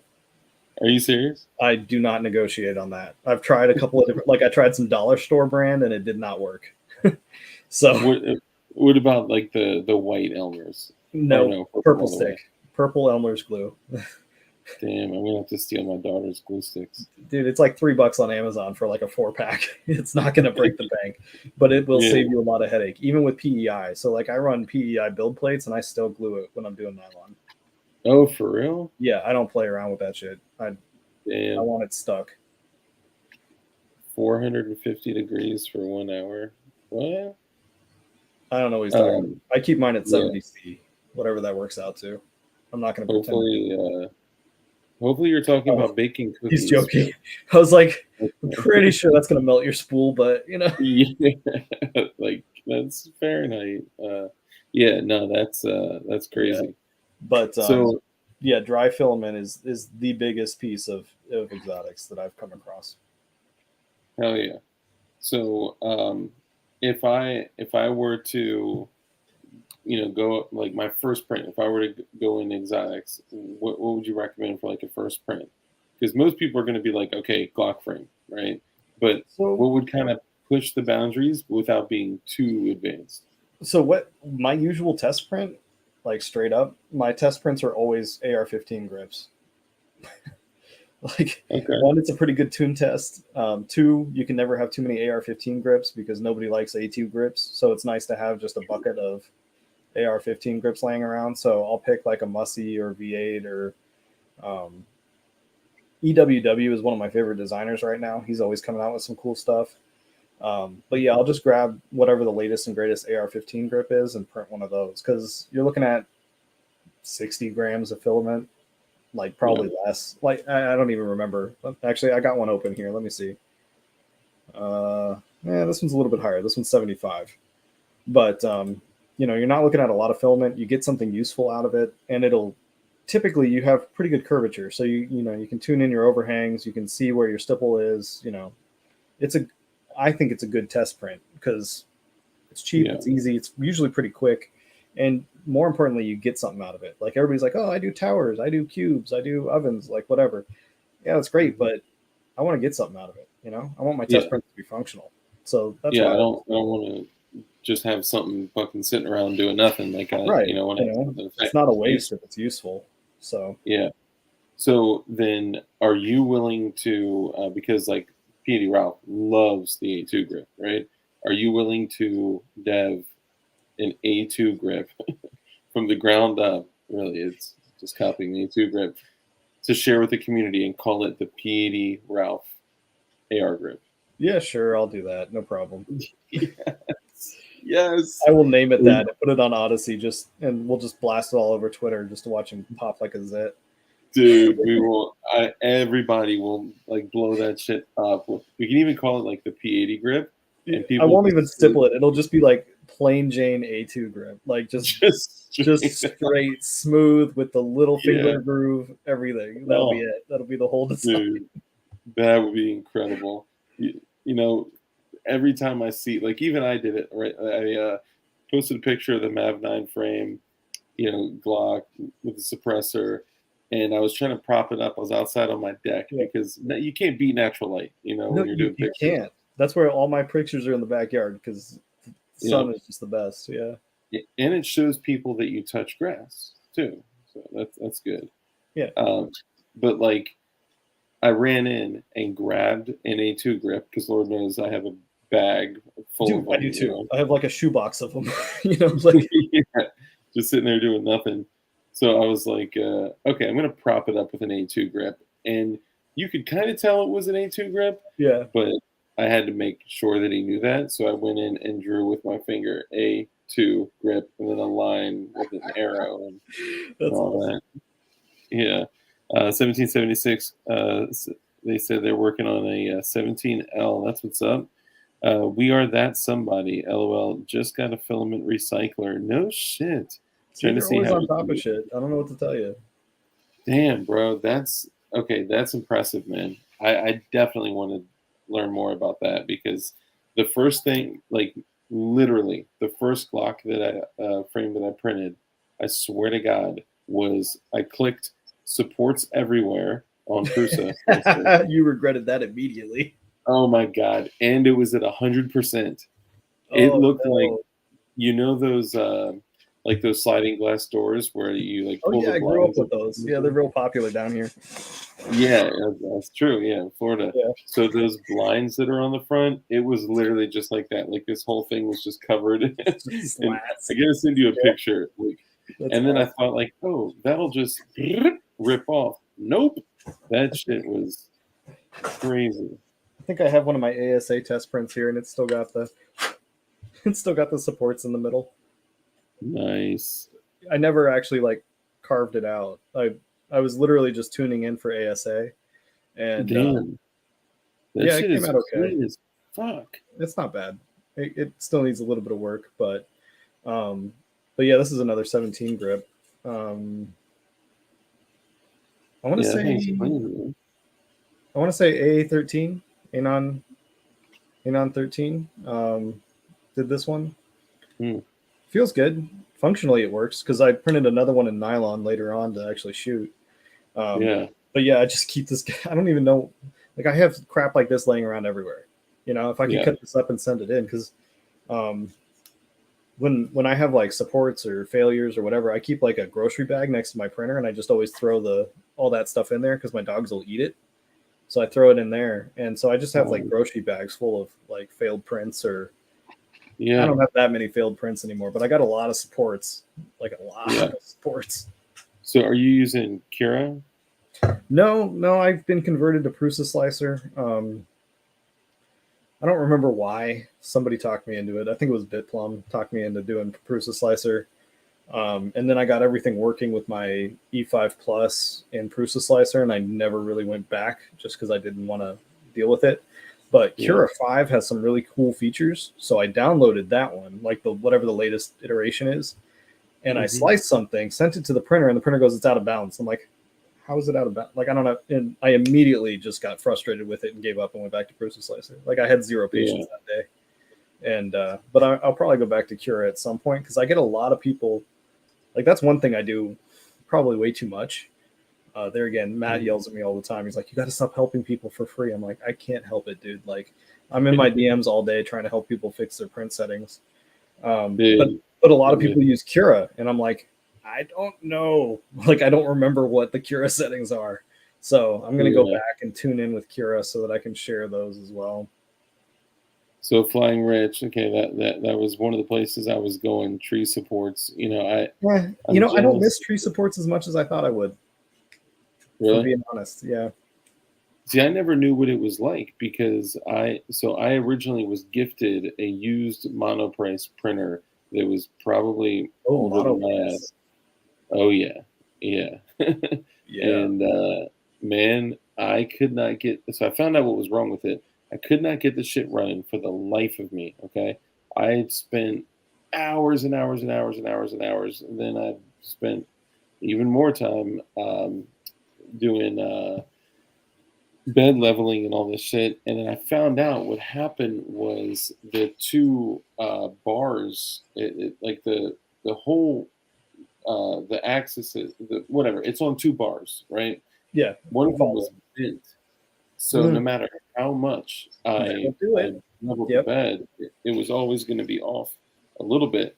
So I actually ended up giving it, so I was walking it to the curb to throw, because I was like, hey, you want this step motor? You want this for parts? You want this for... Right. Everybody was like, nope, don't want it. So I was walking it down to literally throw in the trash. And my neighbor, who I had never talked to in the last 2.5 years, was standing outside, and he was like, what's that? And my daughter was like, it's a 3D printer. Do you want it? And he was like, oh my God, hell yeah. So I got my neighbor, who I just met for the first time in 2.5 years, into 3D printing, and he bought his first fucking handgun. And it's cool as shit, man. But anyway, I forgot I was going somewhere with this. Fuck.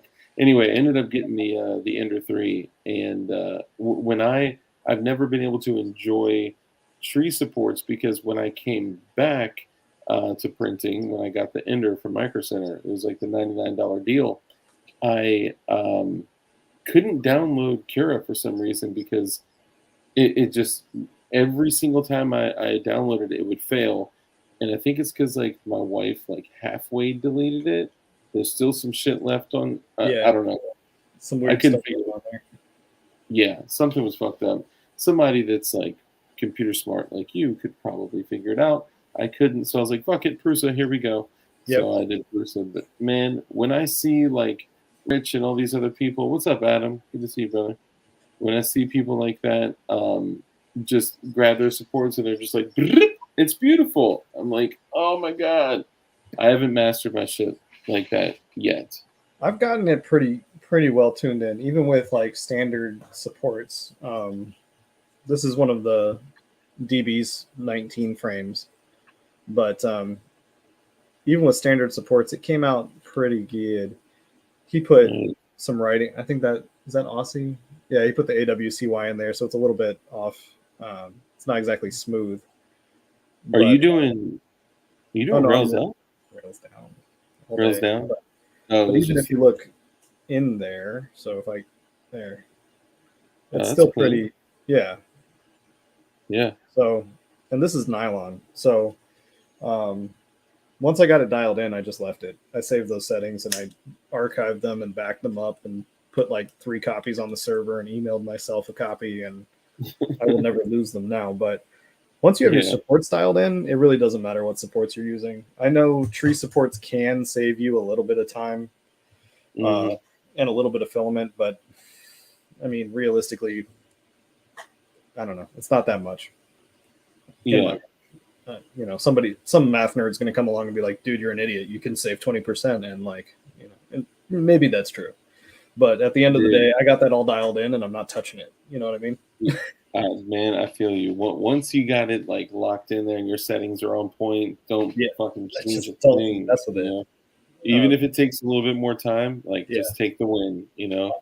And like I said, I'll probably go back and try and translate that to Cura and do like a couple little prints with it just so I can share those Cura profiles, because it seems like everybody uses Cura.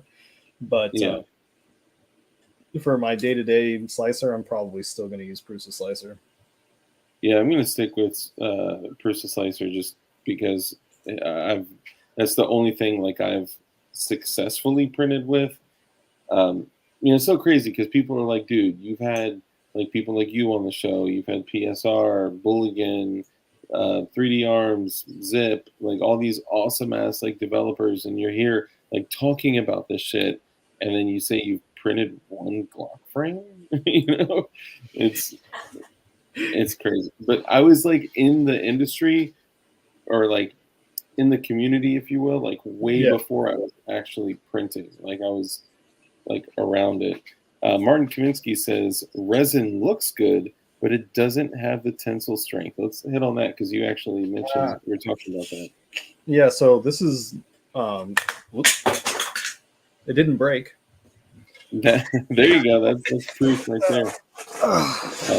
Mini drop test here. So this is actually a mini Q nylon-like resin that I threw on my Mono X. And I'm by no means the Hulk or, you know, bodybuilder or whatever, but it's got some stability to it.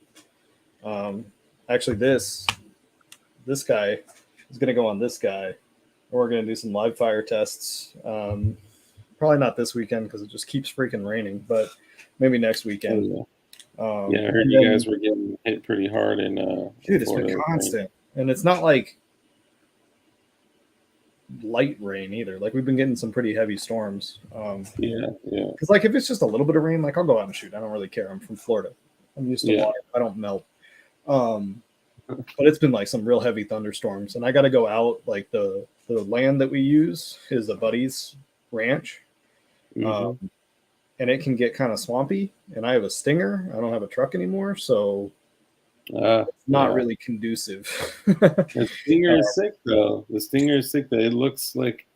I love that car, but yeah, bro, that 43X slide, that thing is sick. Like I would love one of those. I have one from another company that I'm still working on putting rounds through, but I would love to have one that I could run an optic on as like my ADC. But you know what I would love to have even more than that 43X slide?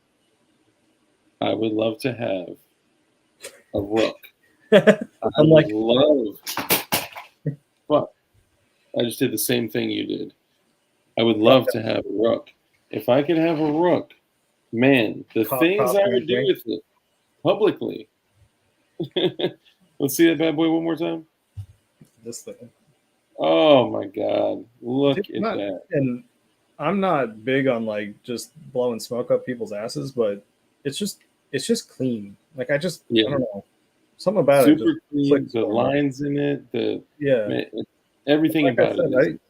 I really enjoy the lack of optic on it because don't get me wrong, I like red dots, but I come from a world where like everything fails. Sights don't really fail. You know what I mean? And it's easier to carry like this because I'm not super like I got kind of really hefty there for a minute, and I'm not really thin anymore either. But this is easier to carry than some of my my red dot options. I'd say probably 99% of like me carrying is without a red dot. I'll throw something like a 19 with a Hollow Sun or Swamp Fox, you know, from time to time. But I was the dude that was so against red dots on pistols. I was like, you know, Iron Sights work. Why change it? You know. And I think this takes the RMSC, the wee little one. So I might do the Swamp Fox for this because I've been told either you love them or you hate them. and there's not much in between. So I'm gonna find out which category Dude, I fall into. I'll tell you, man. I threw the Sig Romeo Zero on my 43. I swap it between a 43 and a 43X. So my 43X is my EDC, and I keep 21 rounds in that thing all day. Yeah, dude. And it's like, God, a gun that's like 2/3 the size of a 19 with, either 16 or 21 rounds in it. That's nuts. I've got some of the 15 the S15s, the Steely. Nice. Yeah. So that's what I use. Is that a gray follower or red follower? Gray. Gray, nice. That's the newest one. Yeah, I don't know. I think maybe they all work. Yeah, I think it was a brown my red follower ones work, and I just got a new gray follower one. But the +5 from Shield Arms on that thing, woo, it's fire. Just runs. Dude, yeah, it runs like a champ. I was a little nervous at first, but it runs like a champ. But I threw the Romeo Zero on the 43 slide. It's Patmos, and I gotta say, man, for a red dot that I got for like $87, that thing is. I mean, it's not great. It's not the highest quality. Yeah, but I don't know. I'm not mad at it, man. It's pretty dope, and it comes with the steel cage that goes around it. It's pretty dope, man. Yeah, I could probably find you one for cheap. That's one thing I'm severely lacking in is optics. Like, I got to find a hookup for optics because I have a couple of real high end brand ones. Like, I have a true RMR, like an old school RMO 6. Back when they first came out with the adjustable brightness. Damn. So I bought that for my Glock 30S, which was my carry at the time. Oh, hell yeah. And this was back before Glock was doing RMRs or anything else. Like, I sent that thing off to JagerWorks and they cut it up for me and put the RMR. Damn. Yeah, like old school shit, right? So I have an actual RMR for that. And then I have a Hollow Sun 508T on my 320, my Patmos 320, which I love that optic. That thing's great, but I can't buy 3 of those.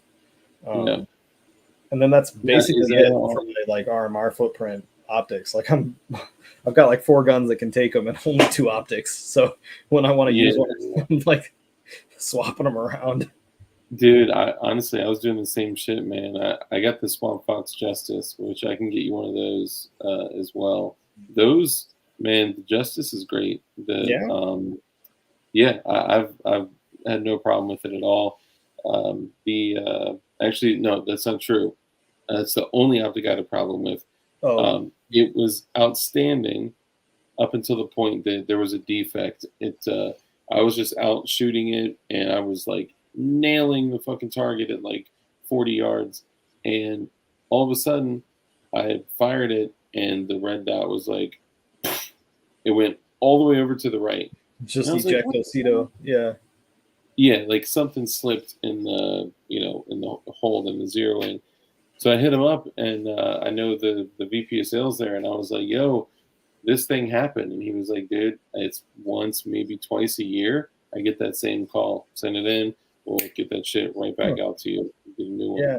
No, I heard they scooped up a bunch of really great engineers to work on their team. I know they have Shake Awake, which I'm a sucker for Shake Awake because with my RMR, with my RMO6, I basically just leave it on and I swap out the batteries on my birthday.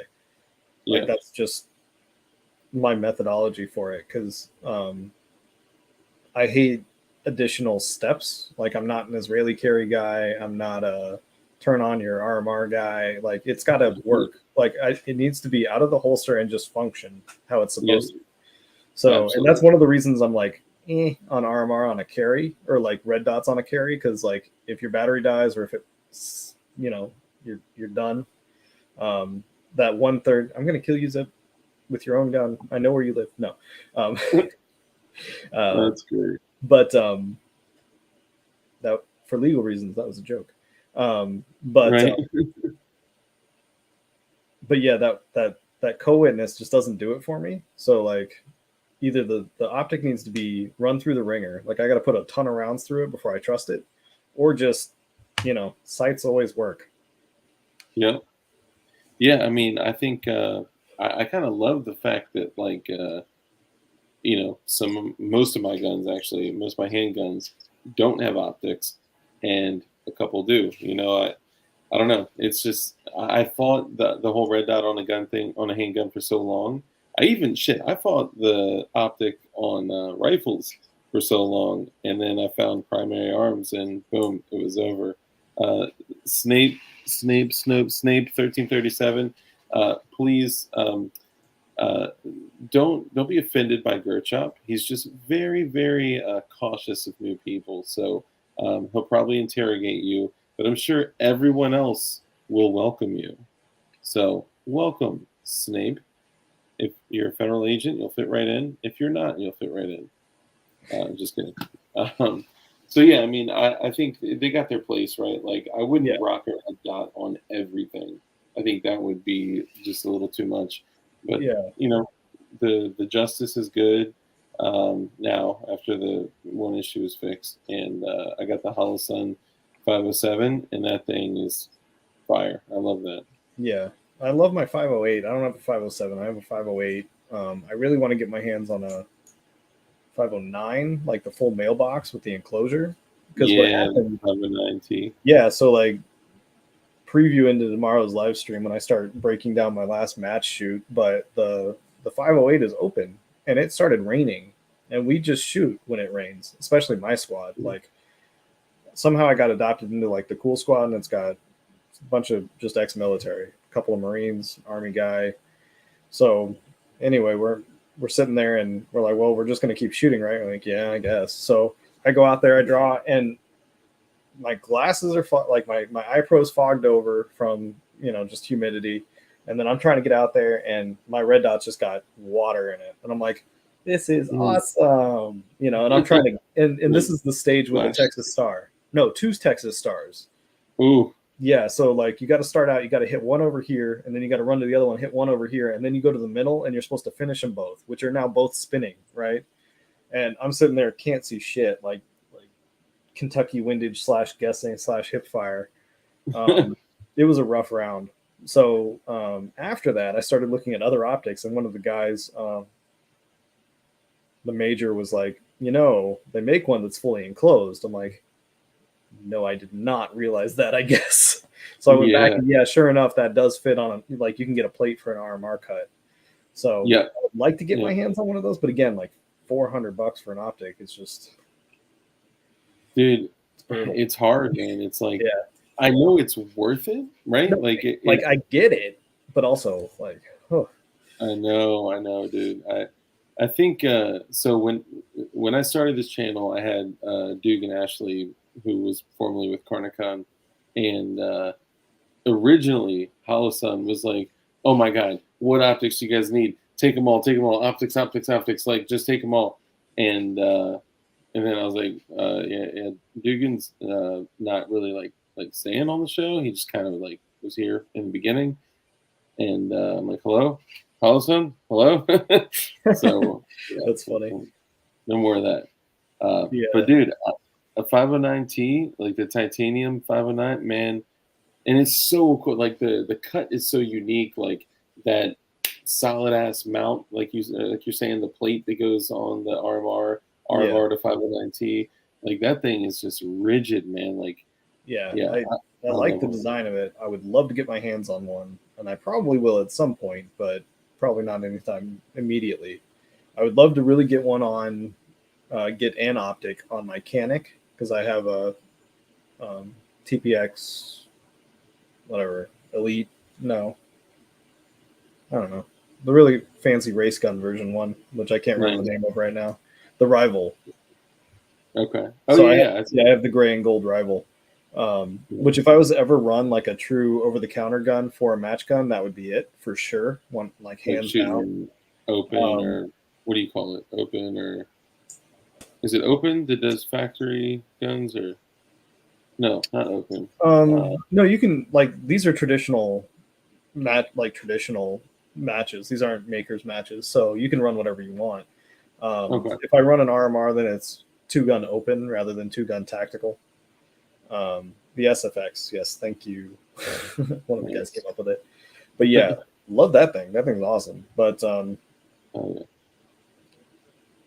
but yeah, I would love to get one on there, and I would love to get one on the little 43. So, because that's just, I think that would look cool with a little red dot on it. Oh yeah, it's badass.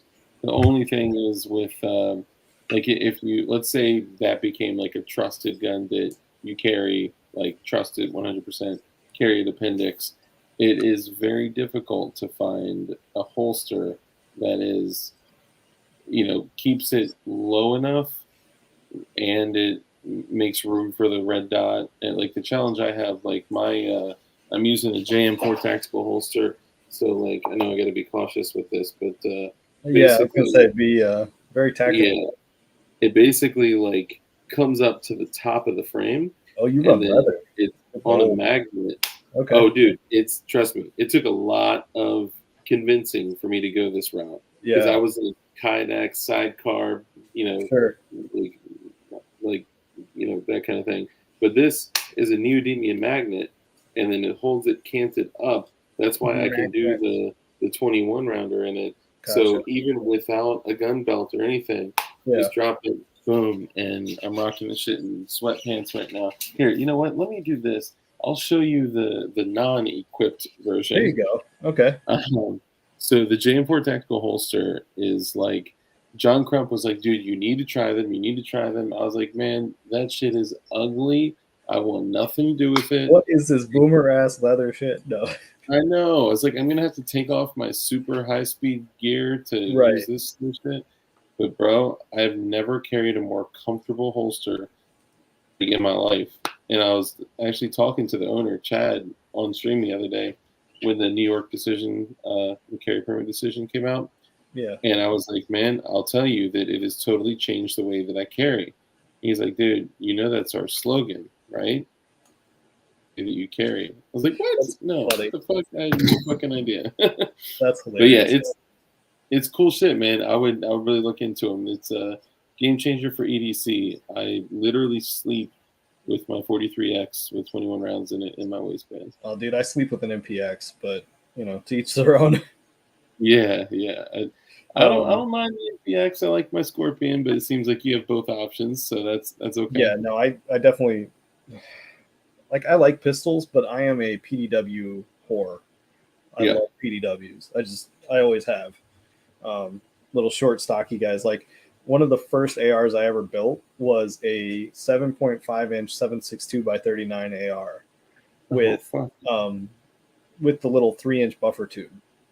So you can just imagine how ridiculous this thing was. And it was a side charger back when, God, who was making those side chargers? I don't even remember. This was back when like Daytona Tactical was still in business. So that was one of the first ARs that I custom built, was this side charging 7.62 by 39. And the guys at the shop that I used to work with were like, it won't work. It's like, you can't shoot 7.62 out of an AR platform. Like that's how like I'm probably dating myself, but that's like way back when.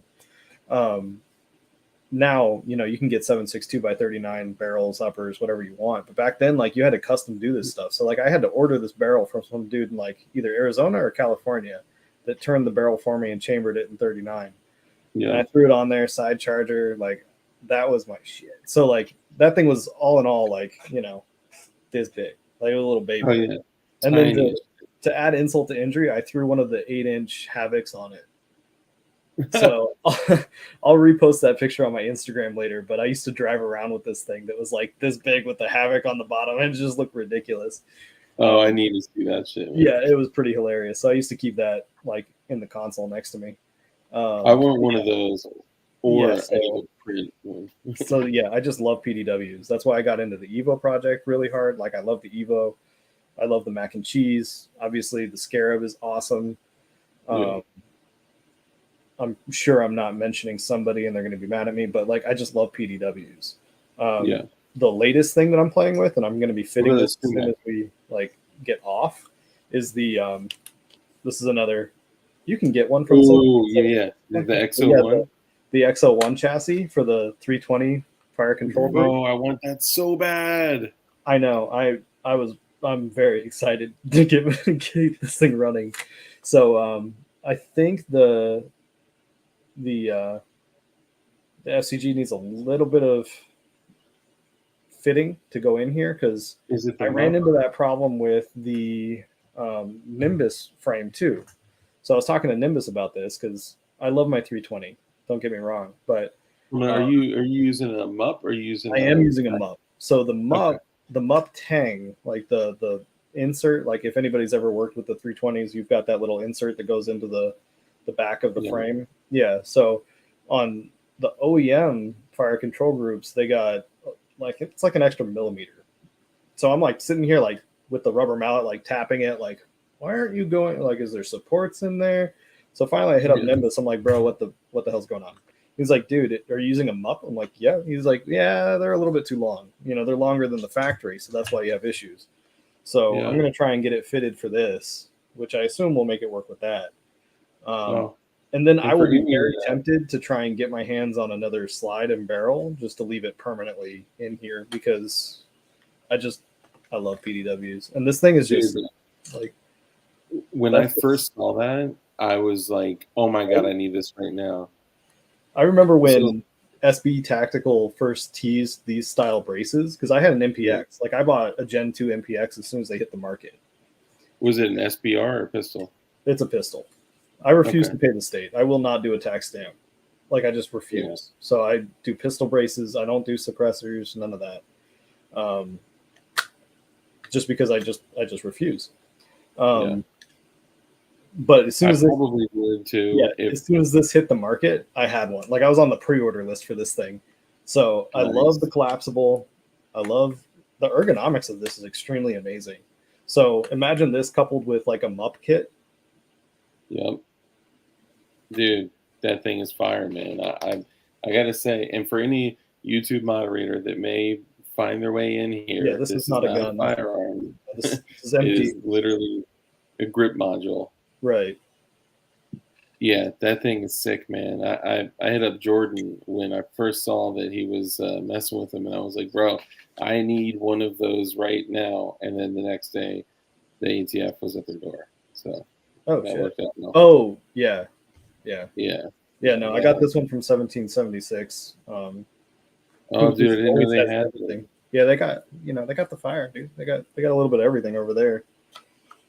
Dude, see, you guys can go to 1776 and buy an XO1, which is almost impossible to get. Those things are fire, man. I love it. So for anyone out there that doesn't know what this is, so this is literally just like a grip module kind of shroud like thing. I have an uncompleted MUP here. Let me. Oh yeah. I think if I can find it. I got one here as well. Oh, here we go. Yeah. So this was made popular by JSD 2-3 years ago. How long have these been out? These been out for a minute. But you hammer out these tabs into the actual rails, and then you got to drill what feels like 1 million holes in the sides, and then you assemble this into an actual like fire control group. So you have your trigger, your springs, your hammer. It's all built in here, so that you can just take this and drop it into any frame that you want, which is what the 320 was really popularized for, was the modularness of the fire control group. Because you could grab this, you could grab, a carry frame, a full-size frame, an X5 frame, whatever you want, and drop it in there. And then, I forget who did this. I forget the company, but then the XO1 came out, and it's a PDW that you can just drop this guy in with your slide and your barrel, and now you've got a fairly rigid PDW platform. Yep. So I'm super excited about it. Yeah, that thing's crazy. Now you still do need an upper slide and barrel and all that for it. Yeah, you need the full fire control group. Apparently you need a mag release too, which I'm just noticing. I don't think the P80 mag release that I have is going to fit in there, so I might have to grab one of those off of somewhere. Oh, I was going to say, man, I can help you. I got an extra grip module. Well, but it's a P80. Yeah, it's a P80. Yeah, I got to check on that. I'm not convinced, but my 320 is built, so I can't really hold it up and check. But I think I need a mag release to make that work. But yeah, you need a barrel and slide. But it takes compact and it takes full size. It's got like a little adapter for both, so you can do either of those. Nice. So I have one of the I did one mup because it sat for months and months and months, and everyone was like, "Dark, you just got to do the mup, And I was like, "All right, fuck it, I'll do it." I have no drill press, I have no vise, I have nothing. So I literally on the gun room floor with a drill, I fucked it out with this shit on the floor of my gun room, and I did it. I got through it, and that shit works. Bold choice. There's one issue I have. I highly recommend these guys. Yes, the bit kits. It makes it so much easier. These drill bits are fantastic because not that the ones that come with JSD aren't functional, like you can do it, but these just eat through the metal. I did not have those. Bits kits, the gigabits. I should have had. They come with the cutting fluid in it, it comes with everything you need. So funny story. Bob sent a bit kit, a 320 bit kit to me, and was like, "Here, use it," right? And I ended up giving it away for my 2,000 subscriber giveaway, and I'm up to 3,000 subscribers now. But yeah, right. Thank you. Yeah. And I gave it away, and man, I swear to God, when I was down there with those fucking drill bits, and I was just like, it starts to smoke. I'm like, oh my God, I wish I didn't give away that fucking bit kit. Dude, seriously. Because it just eats through stuff. It's definitely worth the investment. Worth the headache for sure. Or takes care of the headache. Hell yeah. Dark bleeds his own blood for gun builds. I did bleed all over the mup jig and all that. My wife gets frustrated with me because I'm constantly cut. Like my hands are just destroyed. Like I'm always bleeding into stuff. And nylon absorbs it. So some of my nylon builds, you can see the blood stains in them. Nice. The Arc 2 has a splotch of blood along one of the plates because I was trying to remove. I think I was popping supports and I just nicked my finger and it just went. And I'm like, that's never coming out. Nice. So, hey, but that adds to the story of of the and art. I'm just somewhat careless with tools, so Yeah, I'm with you, man. So I know I've kept you for a long time now, almost 2.5 hours. The time just flies by when we're having that much fun. Yeah. What else? What would be something that's that no one would ever some unique or rare thing that we should know about you? Unique or rare? Something that you haven't told other people. Most people in the GunCAD world don't know that much about me, honestly. I stayed in the shadows almost completely up until Gunmaker's match. And that was really just to promote the match and kind of give a different perspective on the DIY community, I guess. At least I feel like I'm somewhat of a different character from the usual blend. Yeah. That's it.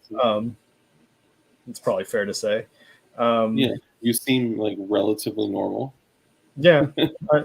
I what you see is what you get. It is what it is. I'm trying to think of something fun, but I think I've told you all the fun stuff. I've built race cars, I've built bikes, I've built I build a lot of stuff that isn't gun related, I guess is really the takeaway there. I built my first computer when I was 12. Man. Yeah. And I built that so that I could play Star Wars Online, I think is what it was. Are you a Star Wars, Star Trek guy? Okay, so there's something. So there's a lot of nerds in the community. That's not super surprising, but I have read every Star Wars novel known to man, at least up until Disney bought it. All of them. 100%. In high school, I would read a book a week. So I would rotate through. Sometimes it was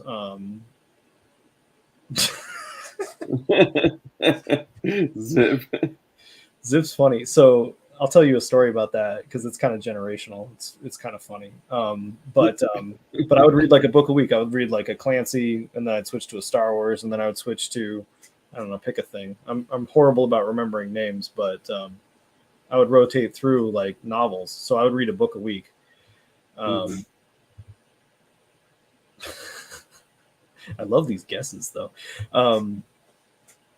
So yeah, huge Star Wars nerd, which is actually where Kron comes from. So it's actually two Star Wars characters blended together. Oh, really? Yeah. So in the books, there was Grand Admiral Thrawn, which now everybody knows from the cartoon series, but that was back like in the old Star Wars days. That was just a book character. And then there was a smuggler called Talon Card, spelled with two R's. So that's where that handle came from, was just a blend of those two characters. Okay. Because they were just my favorite characters, and I figured, screw it.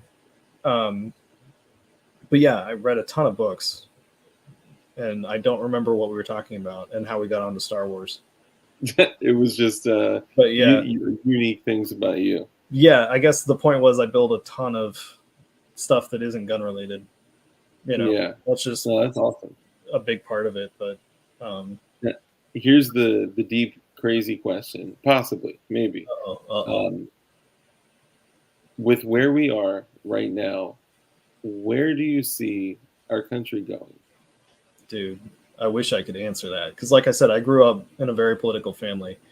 I've got pictures with 3 or 4 sitting presidents. Like I've been involved in politics since I could walk.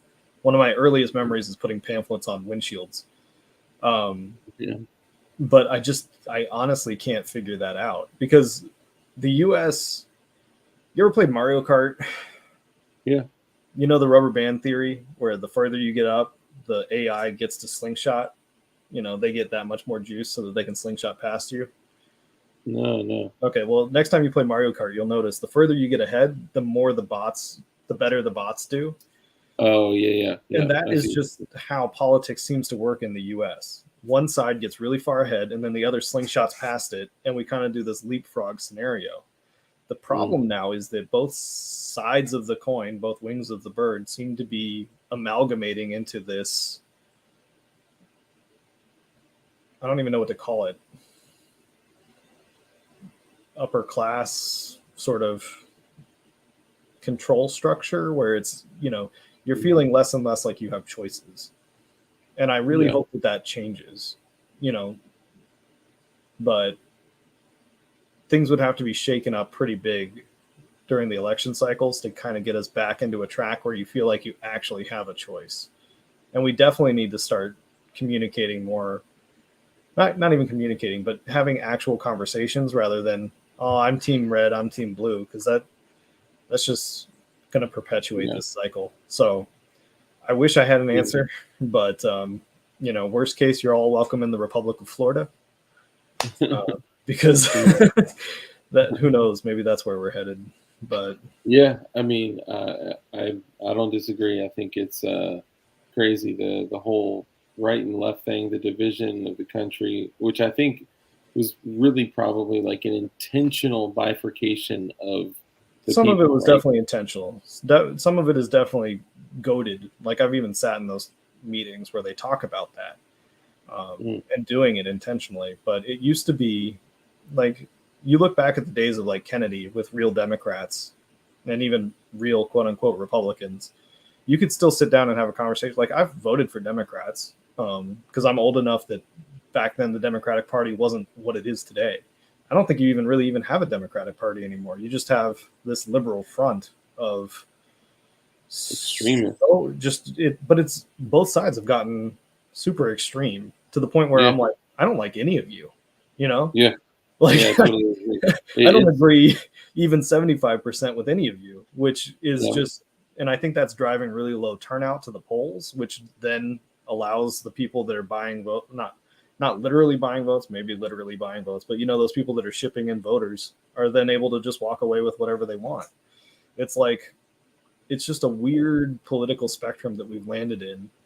And to be fair, who wants to be a politician anymore? Unless you are already in that mindset of, I won't say corruption, but, out for your own agenda. I think it's fair to say. I mean, I can't. I couldn't find a person that's not an active politician or on the cabinet or wherever they are that has not become a millionaire off of their $180,000 salary. Yeah, So I think corruption. I think corruption is rampant. yeah. I it's hard to select a word because it's like almost like it's guaranteed in politics, both sides, and it's like these people are like, oh, these people on the left and blah, blah, blah. Like, do you not understand that Fox and mainstream media on the right is just as fucking evil? I still maintain to this day, if you could somehow destroy the 24-hour news cycle, if you could get rid of the 24-hour news cycle, we might be able to get things back on track. Because really, that's where it all started, is that 24-hour news cycle of constantly having to put news out there, which means that you constantly have to get people to pay attention, which means, unfortunately, they're going to fearmonger or they're going to go after the clickbaity type, it's to draw people in. It's all entertainment. They're producing news as entertainment. Like, the line is gone now. There is no just strictly news platform. It is news for entertainment. Yeah. So I think if we could get rid of the 24-hour news cycle, we'd be in pretty good shape. But we're dealt the hand we got. Yeah, I think a lot of damage has been done. But I'll hold out hope. But I'm definitely scared to see where we're. Well, remember, patriotism is to your country, not to your president or not to the politicians. Yeah. And that's why the founders didn't like the two-party system. Most of them didn't like the two-party system. Most of them didn't like the idea of career politicians. Yeah. I don't think that politicians or priests should be paid. If you're in religion or politics, it's a volunteer-only position. So that's actually originally how I think Congress was originally supposed to be. It was. Originally, it was a volunteer post, yeah. Yeah. Or maybe they got a stipend for housing or something like that. But these days, I mean. Yeah. That's my rant. That's my 2 cents. Well, dude, I appreciate it, man. I appreciate you coming on here and spending time to chat and remind everybody, because we kind of cycle through people here through the whole time. Remind them who you are, what you do, and where they can find you. Oh yeah. So I'm Kron on everything. IG, Twitter. I have YouTube. I'm working on doing some YouTube stuff for the match videos at least. Nice. Get those out there, but yeah, no, you can find me pretty much anywhere on Kron, as Krrawn. And I try and shout out as many cool devs and creators as I can as I come across them, or projects as I come across them. So that's really most of my feed, is reposting what I'm either working with people on or just other cool stuff that I see pop up that people should be building. So yeah, I found out that that's what Twitter's for. I actually didn't know. I recently finally came on Twitter. Yeah. And I'm like, do you just shit post on here? Like, what are you supposed to do? And see, that's what I thought. That's all I did. And then apparently that's not what you're supposed to use it for. So now I just post cool projects as I come across them. Yeah.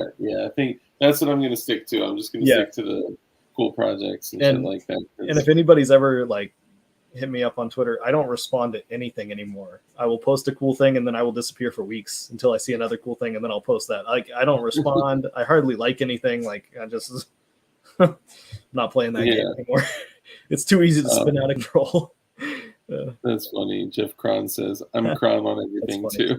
So that's the other twisted version of Kron, is the cron job in Linux, because I was a huge open source advocate early on too, way back when. Some for coding and shit. Yeah. So I was a huge open source Linux guy. I guess growing up, 05,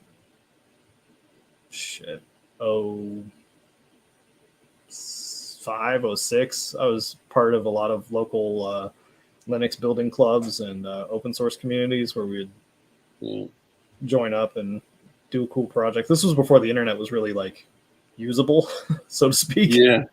So you actually met in person to talk about stuff. That's But crazy. Yeah, I think. I mean, honestly, I gotta say, I love anything open source. Whether it's open source printing, open source investigations, open source I've done like Discord open source investigations on like the riots of 2020, oh yeah, the Floyd and the information is out Charlie. there. Yeah, Yeah, it's crazy, man. It's crazy. But I'll let you go. I do want to bring back one thing that sure. I stopped doing for a long time. I want to give the honor to you to name the stream.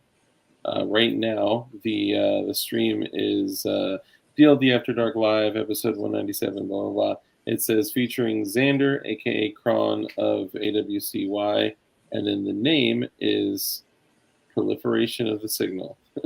So I'll let you change that portion to anything you want to. God, put me on the spot. Why don't you? I know, You right? know what? Actually, in honor of Zip, I'm going to steal his. I think it's proliferate the signal, not the noise. I like that. I I think. thought you were going to have it say enormous sack. Oh God, I didn't even tell you that story. That's for another day. Yeah. Proliferate the signal, not the noise. Yeah, why not? I like that. Zip says it all the time, and I've taken it to heart. I think Snow's picked it up too. So. Oh, it's too long. Hold on, let me see if I can change this. See if that Do the sack. I'll just do DLD live. Stormfront. That was a great book too. Stormfront. Proliferate the sack. Proliferate the sack. Awesome. Hell yeah. So, I end my streams the same way every single time, guys, which I always say rule number one is to be kind. It's so important that we're kind in everything that we do. The little things that you do or do not do have impacts on everyone, right? So be kind, live a life of care, compassion, contribution, give to others. You bless others, you become blessed. A hand that's open to give is open to receive. So, just be good people. We also know that the only way for us to combat evil is for good men to be skilled in violence. So make sure that you are becoming as highly skilled in violence as you possibly can be, and be safe, be dangerous, and keep that thing on you. And thank you again to Xander/Kron for coming on the show. Happy to be here. It was a lot of fun. Oh yeah, man. And shout out to 1776 Supply Co. for sponsoring the stream. And make sure you guys go, show them some love. Just do it for me, right? That's all I ask. Do it for me. Do it for Kron, right? Yeah, Just go there, go to their Instagram, follow them, like all their shit, and send them a message that just says, DLD and Kron sent me. Thank you for what you do. Thank you for proliferating the signal. Hell yeah. Anything else before we go?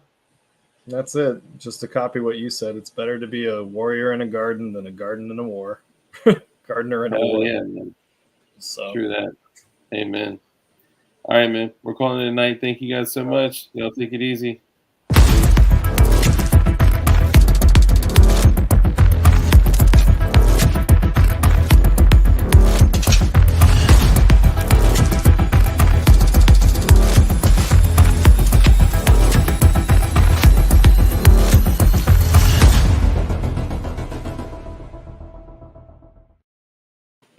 Actually, one last thing. Never stop building guns.